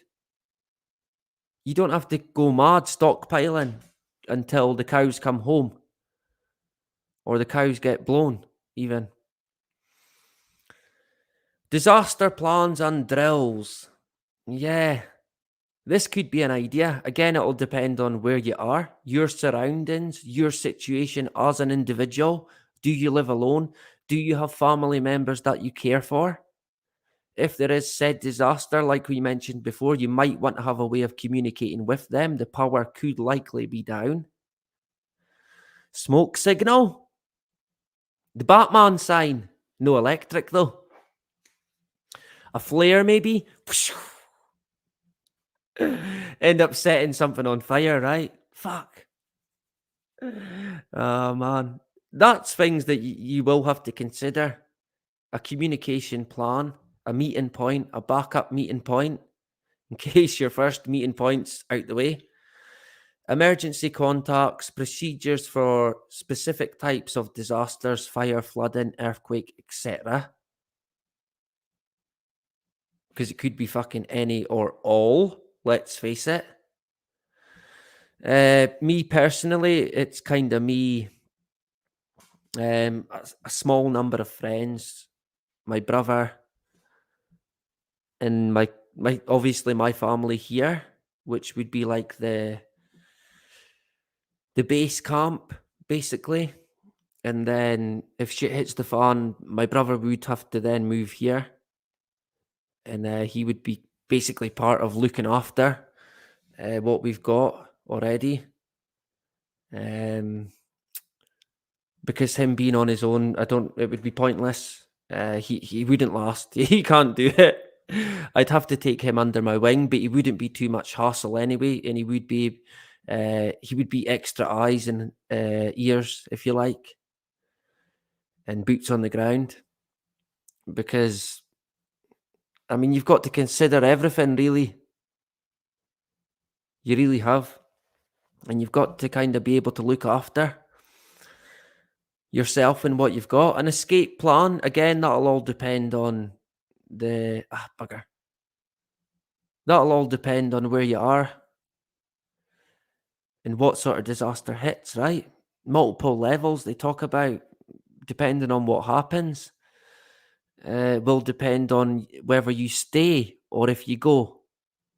So you've kind of got to have a safe place that if stuff goes tits up at home or your current residence, then at least consider somewhere else that you can go in the event of that happening to stay for as long as needs be. But you might want to make sure that they know as well. I mean, you could do that. You could do that on a sort of buddy system where if shit goes down their end, they come to you, and if shit goes down your end, you go to them and join up what you've got. You could be stronger that way, depending again on what happens, right? This is all kind of worst case scenario, of course. And hey, I'm not an expert, but if you want to look into the basics, it won't take you too long to brush up on different things. You can find many, many different books on this. I would advise maybe having some kind of manual as well as many different protective tools as you can. We've got a house alarm here. I think, yeah, that is certainly a good idea. But again, as I almost fall, if the electric goes down, that'll be done. It'll be pointless. So it won't be any form of protection then. Tasers, yeah. I mean, you probably couldn't go wrong with that as long as it's charged up, I guess.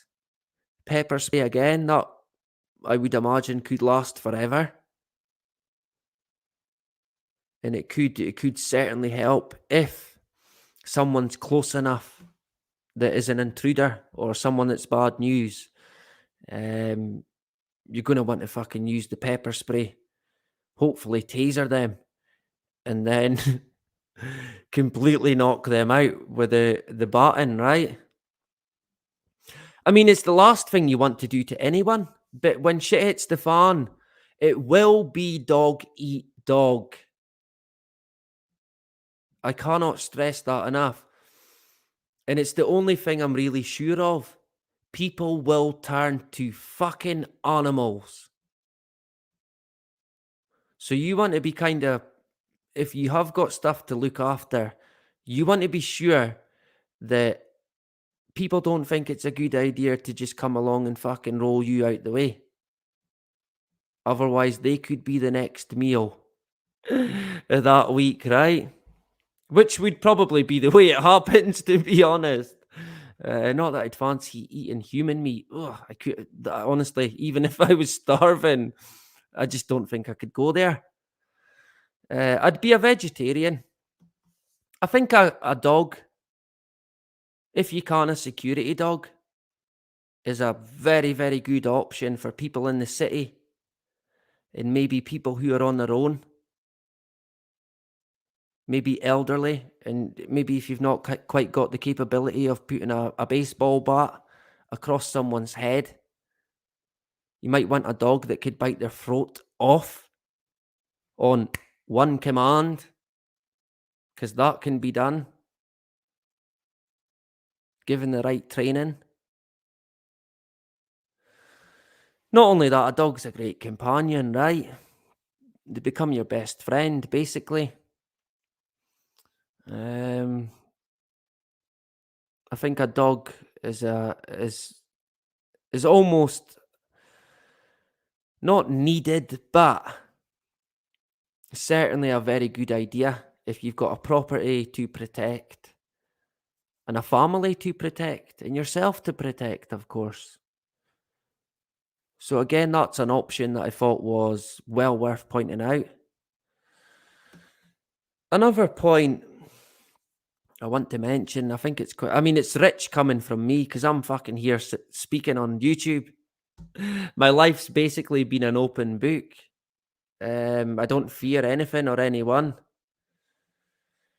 or anything. I'm very open and honest. But sometimes that can be a bit of a mistake as well. And I certainly do not advise it, not in this day and age. What I would advise is what is said here. Keep a low profile at home and online. Avoid any kind of threat to your home or family by maintaining a low profile. Says him. Yeah, says me, right? And I know, yeah, that's rich coming from me, but honestly, fucking take this one and remember it. Don't go, keep your friend circle very small and watch what you tell to people. Watch who you're speaking to. Don't give away too much. Don't tell people everything. Tell people what they need to know and that's it. And if they go asking questions that they shouldn't be asking, tell them where to go in the politest possible manner, or simply avoid the question. Tell them you're in a hurry and adios. It might not be very friendly, but I reckon it would be very wise, especially if they're sniffing about asking questions that they shouldn't. They'd be getting a slap, right? Be getting a Will Smith slap. Is that a thing now? I guess it probably is. Like I mentioned before, you get these companies who specialize in containers of 4 weeks, 6 weeks, so on, food that lasts for 25 year, 100 million year, something like that. That is an option that you can go down. I've not heard very great things about them, but again, you're not going to a 5-star restaurant. You're not going to be picky. You're going to eat whatever you can eat. These are quite good storage-wise from what I can see. There's a list of 10 of seemingly the best companies from 2020. I think Richie from Boston promotes one of them or is sponsored, maybe. I think it's My Patriot Supply. So that's one. There's others: Valley Food Storage, Be Prepared, Thrive Life, Mountain House, Backpackers Pantry, Peak Refuel, Wise Company. I might have said that actually. So there's a fair few there. If this is more up your street, rather than having, say, a cupboard with all these dried fruits, dried fucking whatever it may be that you keep, but you might want to go down that route where you've just got these tubs of essential meals stored for when shit hits the fan, because it might not be great, it might not be whatever, but it might potentially save your fucking life. Because there could come a point where you might not be able to get a meal unless you literally go out in the street and look for food off of a tree or an animal. Honestly. I mean, it sounds way, way off where we are at the very moment, but I mean, how long have people been warning us of the situation that we're in right this fucking moment? We are there. We are in it. It's here. Look at the way companies are behaving. Look at what P&O did to the staff. They are going to get ruthless. And this is just the beginning. And it'll spread right throughout humanity. It might begin with businesses and private entities. Soon it'll be right across the board. And it'll be dog eat fucking dog. I shit you not. When that'll be, I'm unsure. But we do what we can to prepare in the best way that we can. Again, depending on where you live, depending on your surroundings, depending on who you've all got to look after, depending on where you're going to go in the event of a disaster, you might want to have, I guess maybe you could call it a bug out bag, right? But this is kind of, I lean to more towards it being a tool bag, an essential tool bag, rather than a bug out bag. This would be separate from, I don't know, say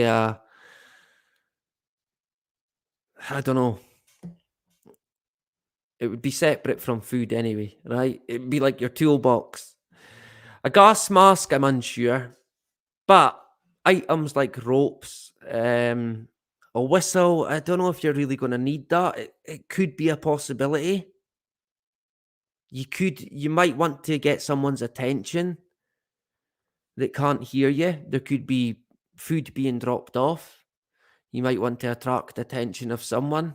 You might want to deafen someone. You might want to annoy somebody, because I know they do that with my kids having whistles in the past. Oh man, who got them bloody whistles? Honestly, that was a good idea, that was it? Fucking whistling. I'm still hearing it now. Oh man. But like I mentioned at the start, a flashlight, all the basic sort of essential tools, tape, a water bottle, a first aid kit, a wind-up radio, a lighter. Now, there's a Zippo lighter there. I mean, you're going to need fuel for that. So I'm unsure. You might want to just get a gas lighter or a pack and a can of gas. That would last you. The Zippo, you're going to then have to have a stock of flints and the fuel, lighter fuel. Disposable lighters and a couple of cans of gas is the way I would go. And you've got the batteries there. But like I said, I mean, this is like I don't know, not a long time's supply. If you've got a family to look after, you're going to need a lot more batteries than that. And they're going to have to be good batteries. And of course, the Swiss Army knife, you can't go wrong with one of them, right? I think that must be, is it tablets? You'd think that would be in the first aid box, right? Is it paracetamol? I don't know. That could be an option as well, to be fair. If you take any medication, that is certainly something that you're going to have to consider. I would advise anyone who takes medication to have at least as long as a backup as they can. And I know it's tough, and I know it's hard, and it'll be even harder for people in America who have to pay through the nose for all their medication. A wee bit different in the UK, but it can still be quite tough at times. You've really got to consider your health if shit does hit the fan, especially if you're, for example, diabetic. You're going to have to think about that, right? Or you could be one of the first to fucking be next week's dinner. I shouldn't laugh or make jokes like that, but you'll get the picture. You've got to think about it, definitely. I do feel for anyone who's in that position where, well, I'm diabetic, I've got this, I've got that, I can't do this, I can't do that. It's going to be hard. So you're basically going to look at what you need to sort of see you through, comfort-wise, where you are, see it out, and hopefully things will get better. I mean, you will have to live with that hope, otherwise you won't see any point, to be honest. This is not mine. I'm not that crazy at the moment. I think, to be honest, it looks like a shop supply. I'm unsure. Toilet roll, cereal, Kleenex tissues, beans, cleaning fluid. I mean, that sort of things. Yeah, you want to be looking after your hygiene, but that'll come after you've secured your basics food-wise and water-wise and essential-wise. Then you can look at things like, I don't know, soaps and so forth. That should be, in my opinion, very last on the list. But again, hygiene will be an important thing, of course, right? But the basics need to be the priority. What else have we got? Yeah. So that kind of was actually my rundown on the basics to begin with. Man, shouldn't have bothered, right? But I think we covered the basics quite well. To at least for anyone who's maybe not started, to give you an idea as to where you might want to start, what avenue you might want to go down.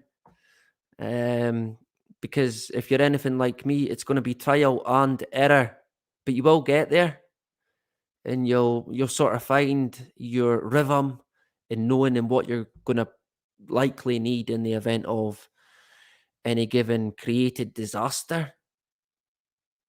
We've went 2 hours. Fuck, I'm going to have to get a drink. So before we touch on rotten fruit or rotten food, yummy, I'm going to have to go and get a drink, right? I really wasn't expecting to go this long. I'm going to have to blame Justine. Are we still going? We're still going. Great stuff. Good to see everyone in the chat. Fantastic. Yeah, there you go. Great stuff. Flint and steel, yeah, there's many different ways. I think it's advisable to learn the basics in case you're completely cast outside your normal way of life into the jungle, I guess. The unknown. You might want to brush up on survival skills. Quite a big fan of Ray Mears. Does anyone know of him? In my younger days, so I know a wee bit or two about outdoor survival. Not the biggest fan of Bear Grylls, but I did watch quite a lot of his stuff.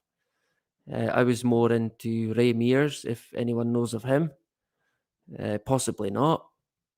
But I'm going to have to go and get a drink. So let me quickly say hello. Diane, Frank the Tank in the Hood, Plain Steve as well, Justine, Mad Fox, Planet Guantanamo, how long have you been prepping for, Planet Guantanamo? You can let us know. Yeah, I'm not quite done yet, but that was the basics on prepping. And if you're saying that, then I'm happy because Planet Guantanamo is a prepper. So it gets the thumbs up. So thank you very much. The Enlightened Monk as well. Good to have you. Yeah, the bog roll, right? You're going to need that. Of course, you're probably going to need to look after your health, your hygiene. So you will likely need toilet roll and tissues, but of course you don't want to overdo it.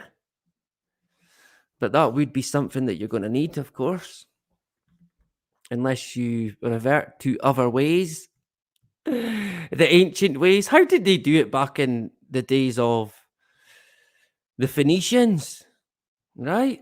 Did they have toilet roll? I guess they maybe did. I don't know. So let me quickly see if I can get a tune, and then I want to discuss, I think a couple of bits actually. Oh man, we're all right. I'm in no rush tonight, to be honest, but there you go. It's my voice I'm worried about holding up. I can feel it kind of going. What am I doing now? I can't work it. Oh man. There we go. So I'll quickly put on a tune, get a drink, and then we'll be back again. Don't go away.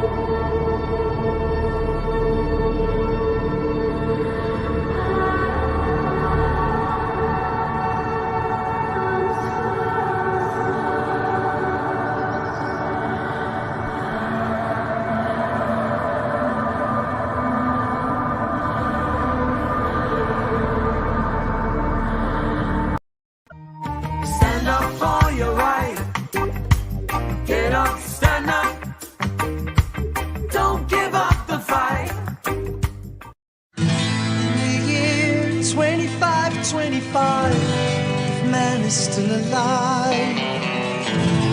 If woman can survive, they may find. No, they did it. In the year 35, ain't gonna need to tell the truth, tell no lies. Everything you think, do or say is in the pill you took today. In the year 45, ain't gonna need your teeth or your eyes. You won't find a thing to choose.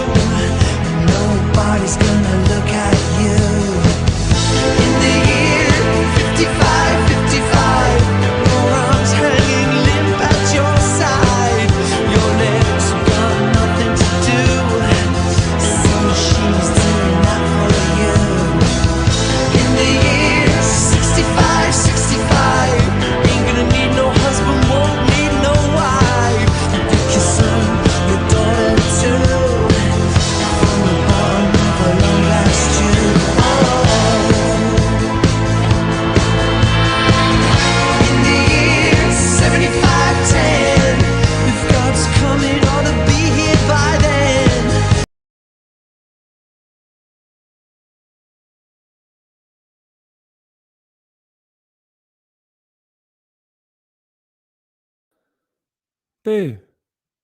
Well, well, well. Fancy seeing you here.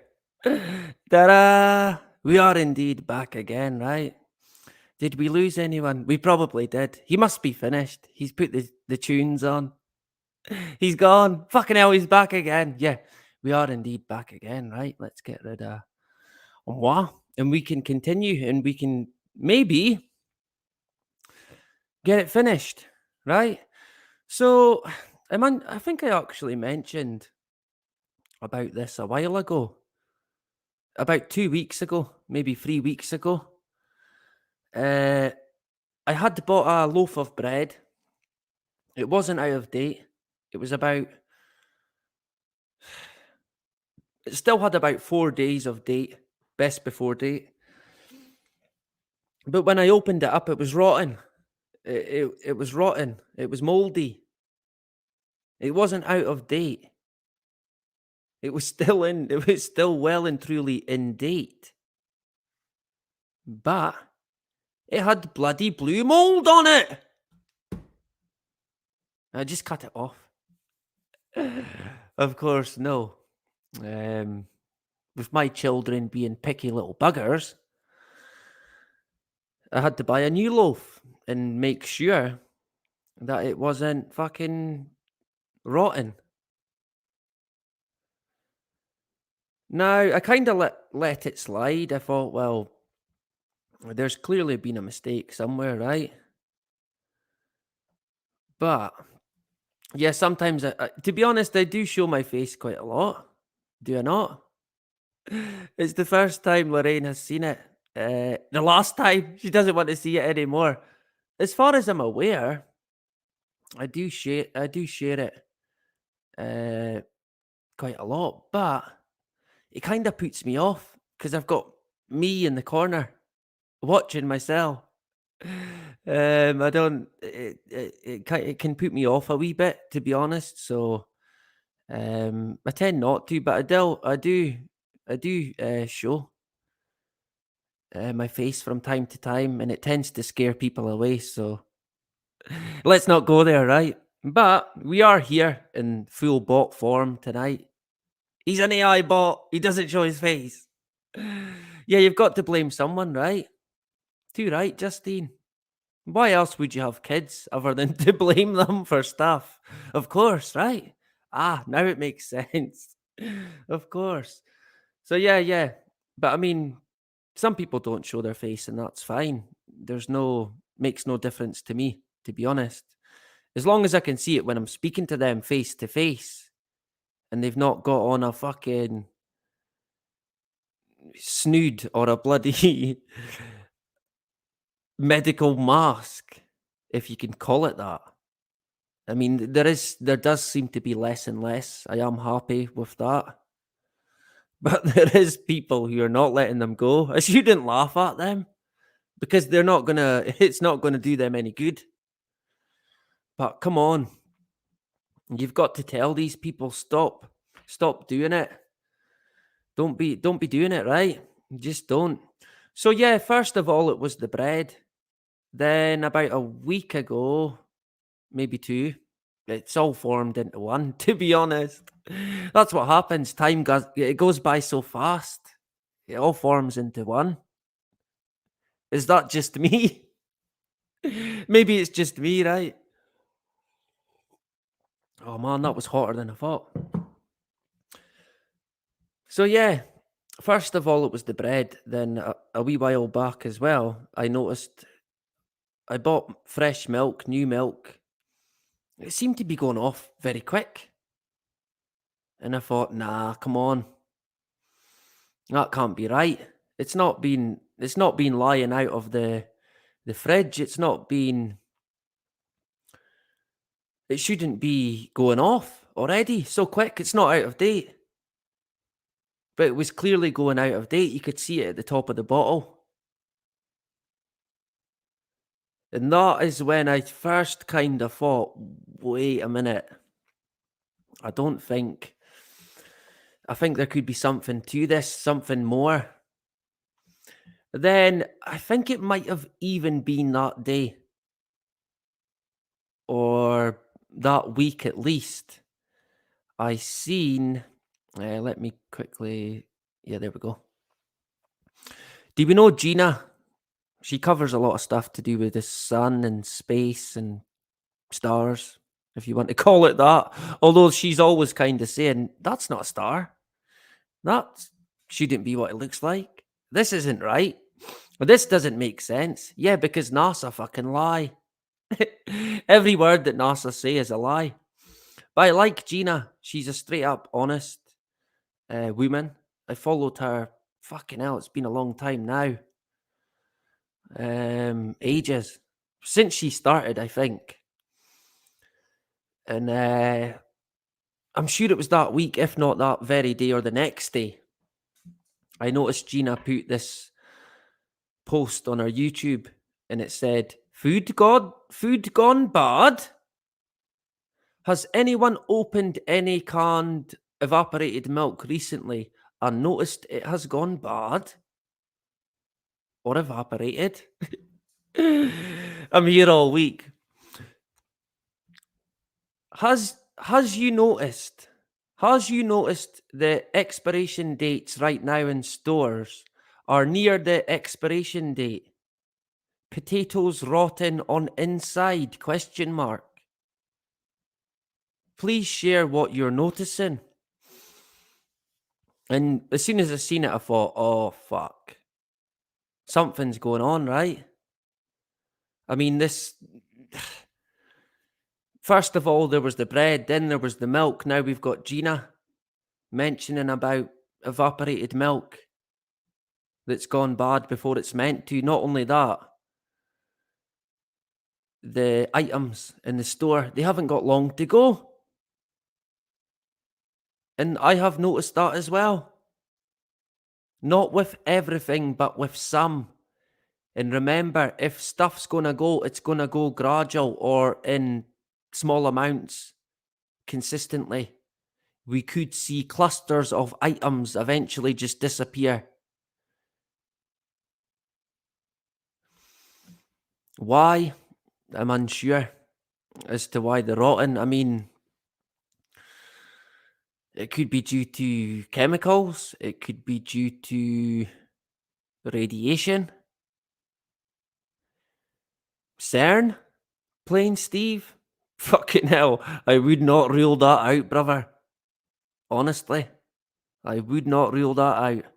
I was kind of thinking more radiation, but I genuinely don't know. I'm certainly not afraid to say that I don't know, because there's a lot of stuff I don't. In fact, I don't know anything, to be honest.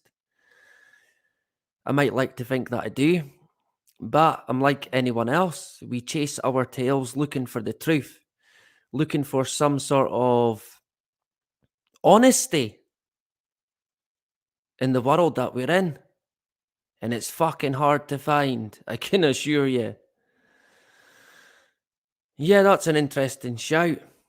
Stevie boy, plain Steve flying in there with the CERN comment. Great stuff. So, of course, it did kind of get worse because myself and Gina, it would appear, we're not alone. And it looks like Justine. I opened a can of evaporated milk today. That was past the date. It was fine. Interesting that. So that one was okay. It was past its sell-by date, but it was okay. Right, I get it now. Yeah, thanks for sharing that one, Justine. No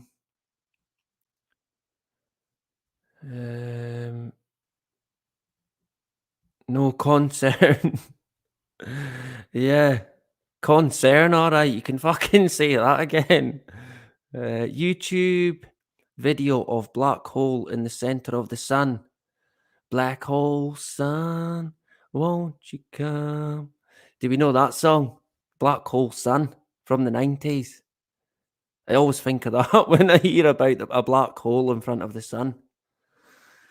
A strange one, that Black Hole Sun song. I'm sure someone's connected that with some sort of satanic connection. And the Black Sun is connected to the satanic ways as well, at least from what I've gathered in the past. We might get into that again in the future. The Black Hole Sun. You're like, please just don't sing again. But yeah, I quite like that song, The Black Hole Sun, which is annoying because it's like, oh no, what have I been listening to? Some satanic fucking ritual song, or I don't know what you'd even call it, but it's a song that I've always liked. That's most people that I speak to, it's quite interesting because I think that it's a great song. And I've pretty much most of my life thought that everyone knew the song, but it would appear that not everyone does. Some people I ask, and what song? Black Hole Sun? Get out of here. What are you talking about? You smoking crack again, right? Of course, I've never smoked crack. I think I'm insane enough without taking any sort of hardcore drugs. I just could not go there. I would not go there. Like I've said in the past, I've lost good friends to heroin and stuff like that, and it breaks my heart. It does. It's heartbreaking. I mean, where's the war on drugs, right? Sure, a war on drugs. Yeah, sure. CERN, yes, Switzerland. Switzerland looks like the headquarters for the Illuminati. I mean, that's what it feels like to me. There's an underground lair in Switzerland where all the bodies hide, the hidden hands in there. I'm sure of it. Switzerland, we'll keep an eye on that one, for sure. Meon, can you imagine, right? Oh, fucking hell. 1,000 miles per hour. Oh, Jesus. Honestly, wow. I couldn't even begin to comprehend. When I was a teenager, I used to take magic mushrooms, and I certainly wouldn't advise it, although I think they did change my life for the better, but I've seen them affect people in a negative way.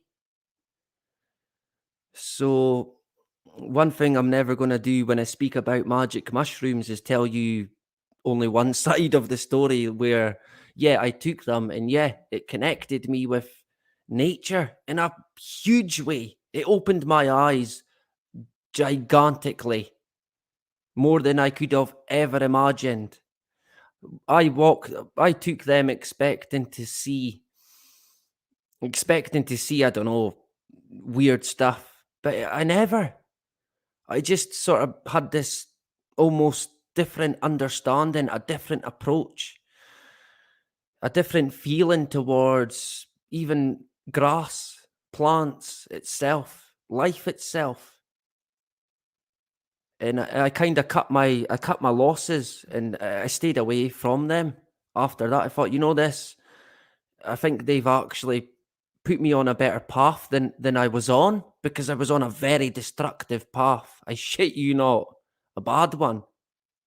But then this it grounded me. But I seen it affect people in a really fucking bad way, in such a bad way that they were never, ever, ever the same person again, in a bad fucking way, not a good way. I think it could be the luck of the draw. It just depends. It can affect everyone different. I would not advise it. If you want to go tampering with different hard drugs or LSD, be prepared.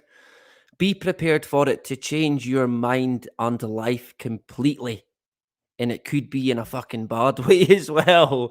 So you might not want to go there, right? You might want to just be happy with what you've got. Trust me, I've seen people, they regretted ever going anywhere near LSD. I class myself as being very, very lucky, because for about 5 years, 4 to 5 years in a row, we took these fucking mushrooms year in, year out, picking thousands of them. brewing them up in my mate's mum's kitchen and my mate's caravan and all kinds of places. And yeah, hands down, I had some of the best times that I've ever had in my life. But I still would not advise it. You're going to be opening doors in your mind that you'll never close ever again. And like I said, I class myself as being lucky. Has anyone here had similar or experiences with LSD? I bet you Justine's took a few trips. Woodstock generation, yeah. Justine's had a few good times, I can imagine. I think I was born in the wrong generation, the wrong era. Honestly, does anyone ever think that, or is it just me? I think I might have been born after my time, if that makes any sense. Probably not. But there you go. Mad Fox, yeah, similar. Good stuff. Good to hear from Mad Fox tonight. God is a much better trip than drugs. Yeah, I think people can get a serious power from having this faith and belief in the Lord God. And I've seen it, like I've talked about it before. My dad was a Christian. I know many Christians. I can see the power that it has. But again, I can't say it without saying I've seen a bad side to religion, because I certainly have as well. LSD, the enlightened monk. LSD is shite, freaky shit. Yeah, he's not a fan. Like I said, it can just depend. It depends on your body, right? I wouldn't advise it, honestly. You might regret it. You might not, but you also might. So it's maybe better not going there. My mind opened at about 12 without them. I like the weed. Yeah, the weed. I do smoke weed as well. I think I have said that before. I'm going to get at the door now. Of course, it's illegal in the UK. I don't smoke it as much as I did in my younger days. I've not really got the chest for it anymore, to be honest.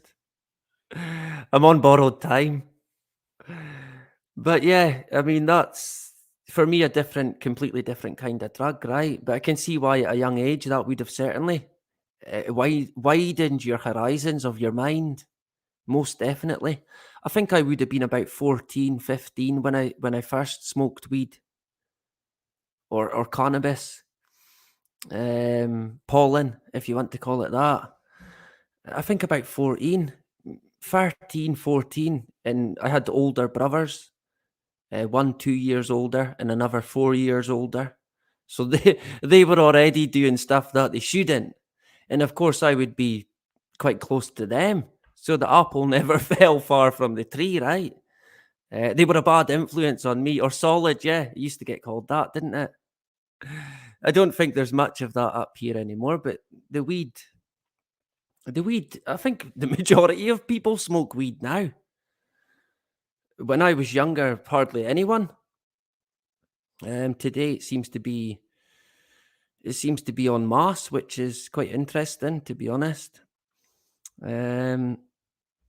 I had DMT and I watched Spirits Around My Front Room Wall, and that was a low hit though.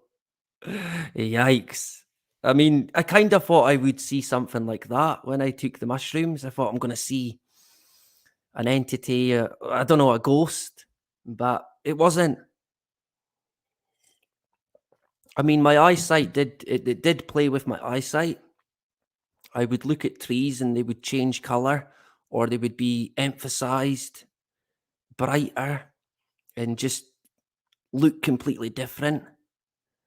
I did get that, but I never got it to an extent where I imagined someone was there who wasn't, because I know people who did get that, seemingly. And because I always remember waiting on, oh fuck, I'm going to have a bad trip.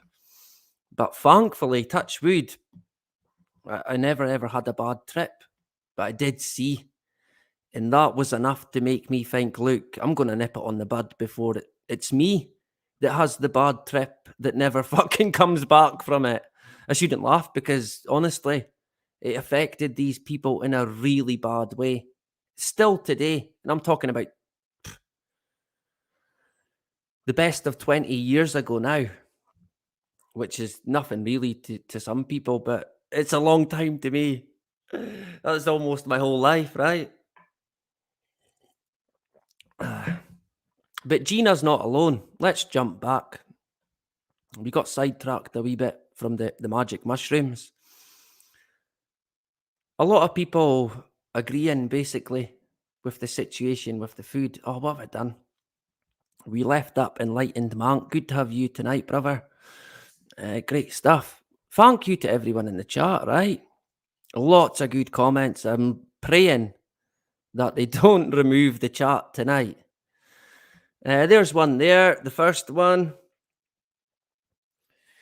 Yes, over the last few months, I have noticed that expiration dates on the food I buy is closer than ever to the day I buy them on. At Target, I bought a jar of Tostitos spinach dip and opened it.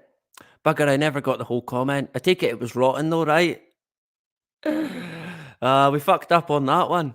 Tostitos spinach dip? Has anyone had that? That sounds horrid. Oh, yuck. I'm not a fan of spinach. Oh, what? But then I went back. I take it that's an American food. You Yanks will eat anything, right? Yous are going to be fine. Don't worry. Yous will be eating anything. Says me who eats haggis, of course. That's if you can catch it, though. Yeah. You've got to catch the wild haggis before you can eat it. Right. Where did we go? Captain Rankin in the hood as well. Where did you go? Lost the comment. There we go. On Spanish chicken. Yeah.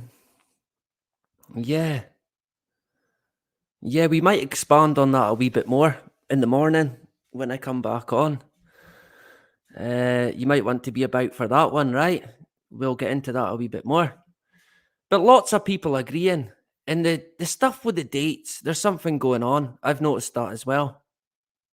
I kept picking up cans and looking at them and thinking, that can't be right. That's out of date this year, and it's a can of sweet corn. You'd expect at least a year, 2 year, right? 3, 4? Sweet corn that's out of date this year? Now, is it an issue with the food, or does it point to something else? Is this food that would have been probably wasted once upon a time? But we're now getting it because there's no more fucking food to get. And once this lot's gone, there's probably not going to be any fucking more. Are we seeing the tail end of the supply chain crushed by the domino effect of the illegal lockdowns and the pandemic and the COVID, right? Or is there something more sinister to it? Yeah, quite an interesting one, right? You can let me know if you're experiencing similar. To be honest, this was from a week ago.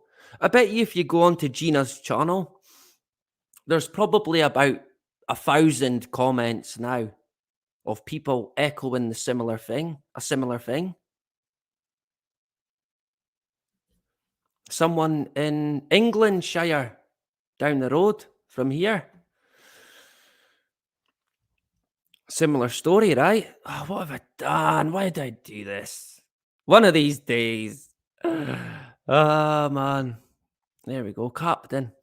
He was in the way, right? You make a better door than a window. That's what they say. Now can I see it? Yeah, just.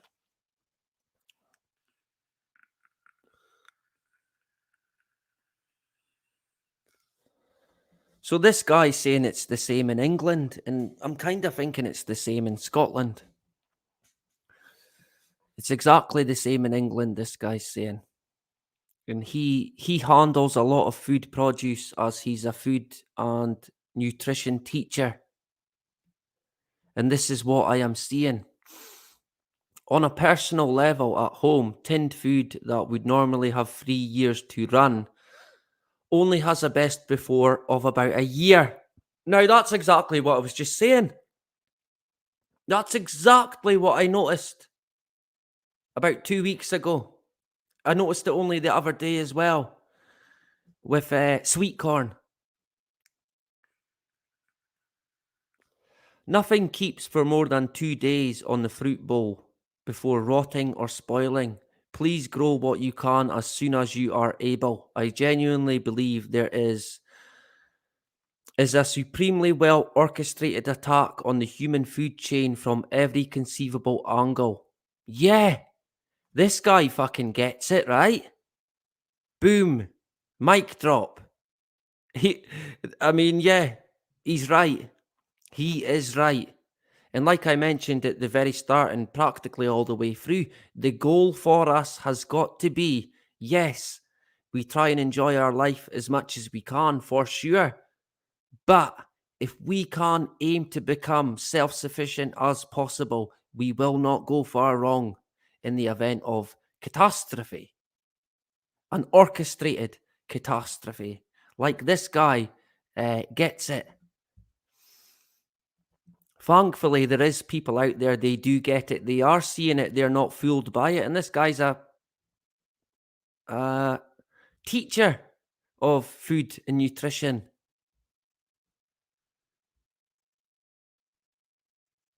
How to Survive 2012. I thought I'd wrap it up by mentioning this book. We might cover it in the future. I was meant to cover it before. We've never quite had a chance. Not really a book you want to be reading, right? And of course, who would read it today? It's fucking 2022. You know you're insane when you're reading a book called How to Survive 2012 and it's 2022. Oh man, talk about insane, right? Is it just me that finds that funny? I mean, surely you wouldn't even bother reading it.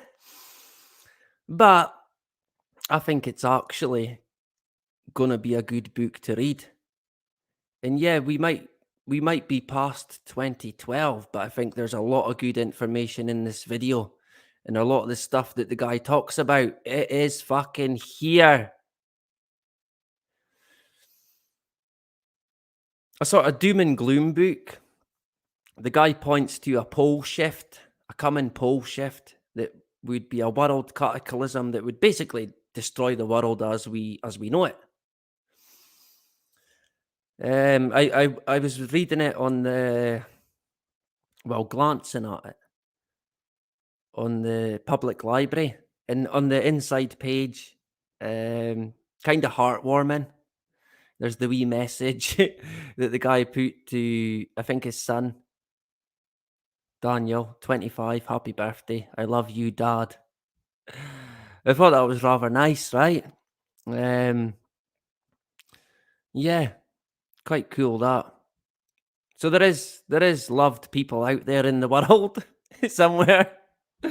Right, definitely. Now I can hardly bloody see it. It looks fuzzy. I'm gonna have to make it bigger. Make it grow, she said. I clearly explained that life after a polar reversal is nothing but horror. Pure unimaginable horror. All securities you presently have at hand, such as food, transportation, and medicine, will disappear in one big blow. As will our entire civilization, dissolved into nothingness. Yikes. It cannot be more horrifying than this. Worse than the worst nightmare. more destructive than a nuclear war in which the entire global arsenal of nuclear weapons has been deployed. Are you grasping the facts? The earth will be subjected to total destruction. It will be many times worse than my description. You will know terrible hunger, cold, and pain without the hope of a quick recovery. All knowledge and resources will have been completely destroyed. This will be the reality of your daily life after the forthcoming polar reversal. This is the scenario you will have to fight. This is the scenario you will have to fight your way through in order to survive. Wait a second. I'm just going to have to sort my daughter. Give me 2 minutes.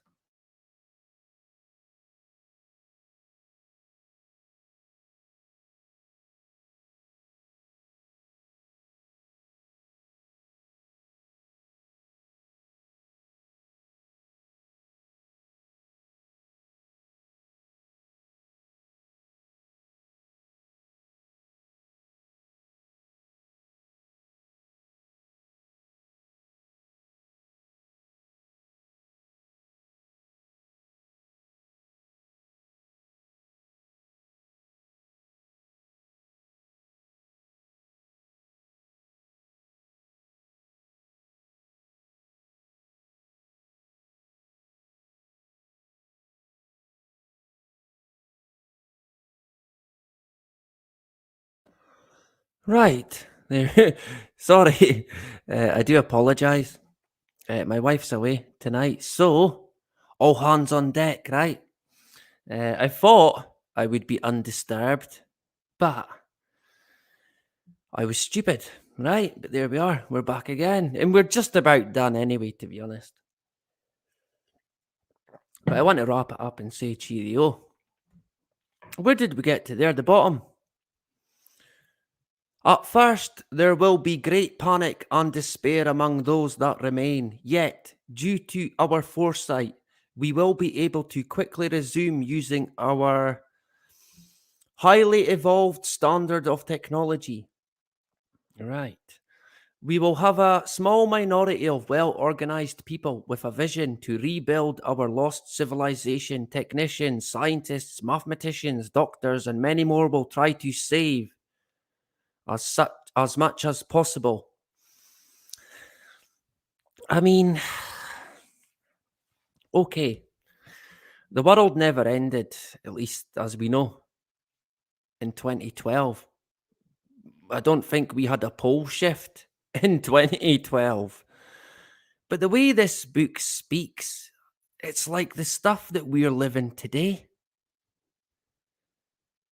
So I think this book could be worth checking out and taking note of. I think it would be stupid to dismiss it. All right, the guy might have been wrong with his date, but that might be the only fucking thing that's wrong with it. You get me? It is understandable that, through the evidence from my discoveries, I have convinced you to make the decision to survive the forthcoming pole shift in 2012. You would want to save your life and or that of your descendants, your family or friends. This is a good starting point. Surviving and then rebuilding. That is what it ultimately comes down to. And not surprisingly, it is here that we stumble upon the first of our problems. Are you really aware of what is awaiting you? Do you know what horrible chaos will terrorize your life for the foreseeable future? Fucking hell, the guy's putting it on heavy, right? Is he right, though? Let me give you an idea. There are no adventure movies or fairy tales in this totally destroyed, quote, new antediluvian. I can't see it very well. Oh man. Yeah, we'll go with that. Hopefully, you already understood this. Hopefully, you already understood this after reading my previous books, which contain an exact description of what happened the last time and what is awaiting us in 2012. What I should have done is sharpened this image because it's really blurry and my eyesight is terrible. Now, like I said, the guy might have been wrong with 2012, but he's talking about a good starting point of how to survive when shit hits the fucking fan. So, yeah, the date might be wrong, but it's another book that I think you might want to check out, right? So that is basically prepping for beginners, prepping basics, and the issue of rotting food. Something's going on. We're going to touch back on that one, I'd imagine, in the future. In terms of prepping, possibly we might get back into that. We do mention it from time to time. We might look at maybe getting someone on who knows a bit more about it than me. She'd have done that anyway, right? Yeah, probably. But we done it in a That's Life But Not As We Know It fashion, and we got there at the end. And I would indeed like to thank everyone who took their time out tonight to watch even just a minute of the show. It's been quite a good one, quite a long one. The time has flown in, as it always does, because I really do enjoy reading the comments, communicating, engaging. We've got a great community. Hopefully, we don't lose the comments in the replay. Thank you, Frank. Or, well, I don't think, is Ian about tonight? If Ian's not here, Ian Tuff, our chat might not get removed, right? To be honest, it could be anyone. It could be for any reason. I'm unsure as to why, but it happens.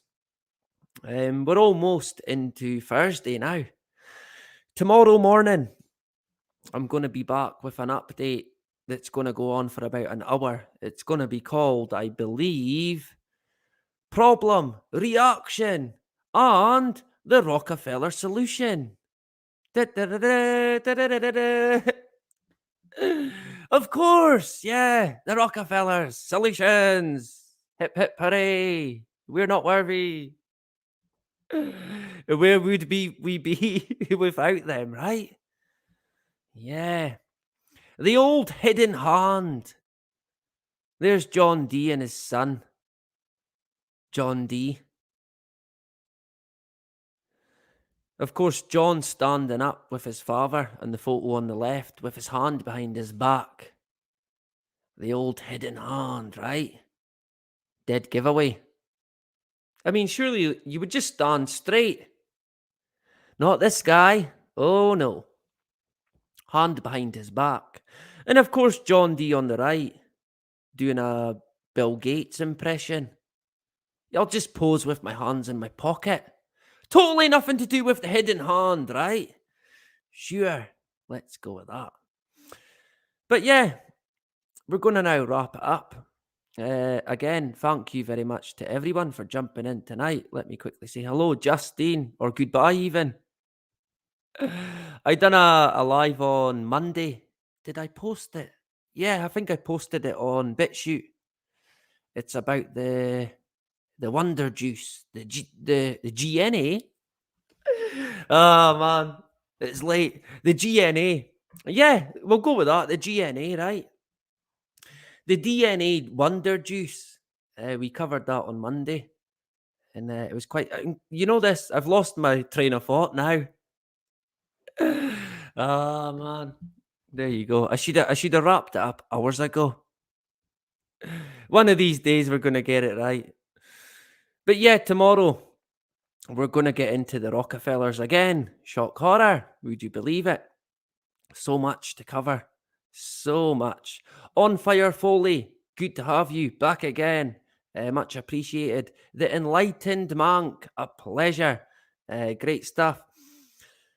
Is the FPF Earth flat model the concaved Earth model or the concaved Earth model. I'm unsure. We done a kind of flat Earth video.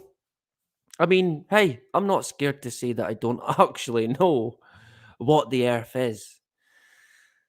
I tend to not lean towards it being a spinning globe. I'm unsure. I can't prove what it is. In my early days, even, I did like the thought of a hollow Earth. I still kind of like to entertain that thought. But I don't think it's that. In my honest opinion, I don't think it's anything that anybody even could consider. I shit you not. So we can all run around saying, well, it's this, well, it's that, well, it must be this, it has to be that. You're probably all wrong. I'm sorry, but the truth will offend everyone. It fucking will. So whatever agenda you're behind, you're probably wrong, I'm afraid, going by history and how it works. And I said about 2 years ago, they're going to come out eventually with the way the deception rolls. They will come out in years to come and say, well, actually, the Earth's not a globe. It's something completely different. And people will buy it. They'll fucking buy it. Of course, some people probably won't, but the majority will. I shit you not. It might sound absurd. I can bet you any money that will happen in the future. It won't be a globe anymore. In fact, we covered before about they were saying that it had the Earth in the future is going to have rings like Saturn because of the space junk. Oh man, that one cracked me up, right? So it's going to have rings as well. We don't have to worry about blocking out the sun. What about all the fucking space junk? Yeah, but I thought the book Flatland was quite funny, and the guy Carl Sagan. I could not make any sense of what the guy was. I mean, a bit like people with me, but all very confusing. Is it science? Is it science fiction? Is it fiction and science? Is it imagination? Yeah, multi-dimensions and all the rest of that. We're going to get into Carl a wee bit more in the future.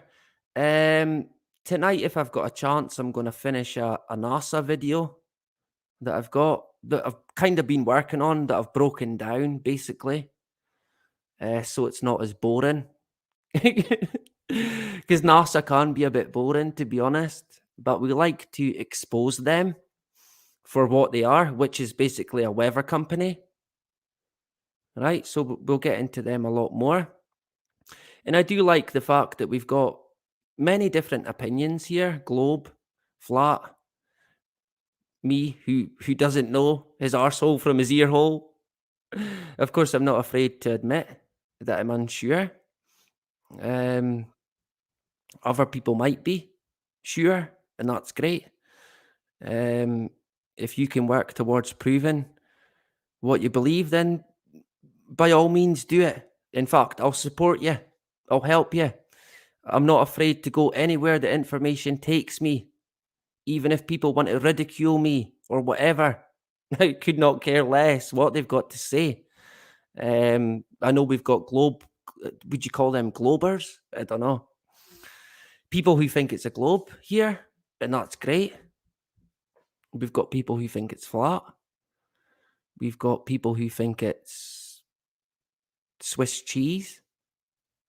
We've probably got people who think it's a simulation. Of course, we know exactly what it is. It is indeed the Truman Show. That's the world. Nothing else. It's the Truman Show. What about the Matrix? Nope. Truman Show. Right? We know that. We know that because of history. Anyway, let's wrap up before I fall asleep at the wheel. I've got so much to do as well. But there you go. Enlightened Monk, he thinks it's not spinning.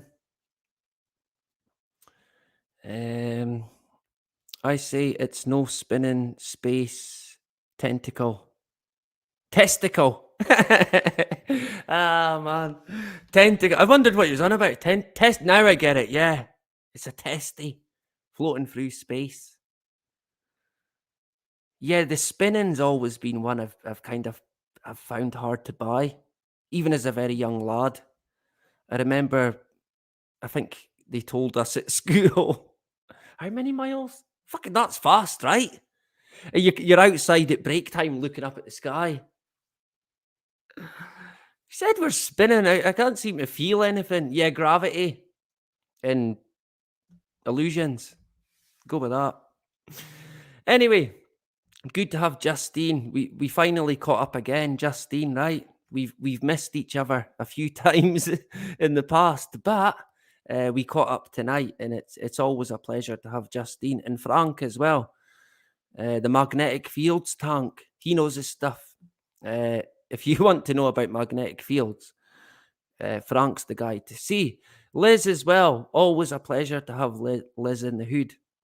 Much appreciated. And the enlightened monk. Justine. Yes, Swiss cheese, right? Why not? Diane as well. Good stuff. A pleasure to have you. Lorraine. Yep. Good to have you as well. Your first live, I take it. Possibly, right? Who else have we got that I can say bye-bye to? On Fire Foley. There you go. Good to have you back again. Mad Fox McCarthy. Sorry, yeah, is it McCarthy? McCafferty? Yeah, McCafferty, right? I knew a guy, McClafferty, but with an L.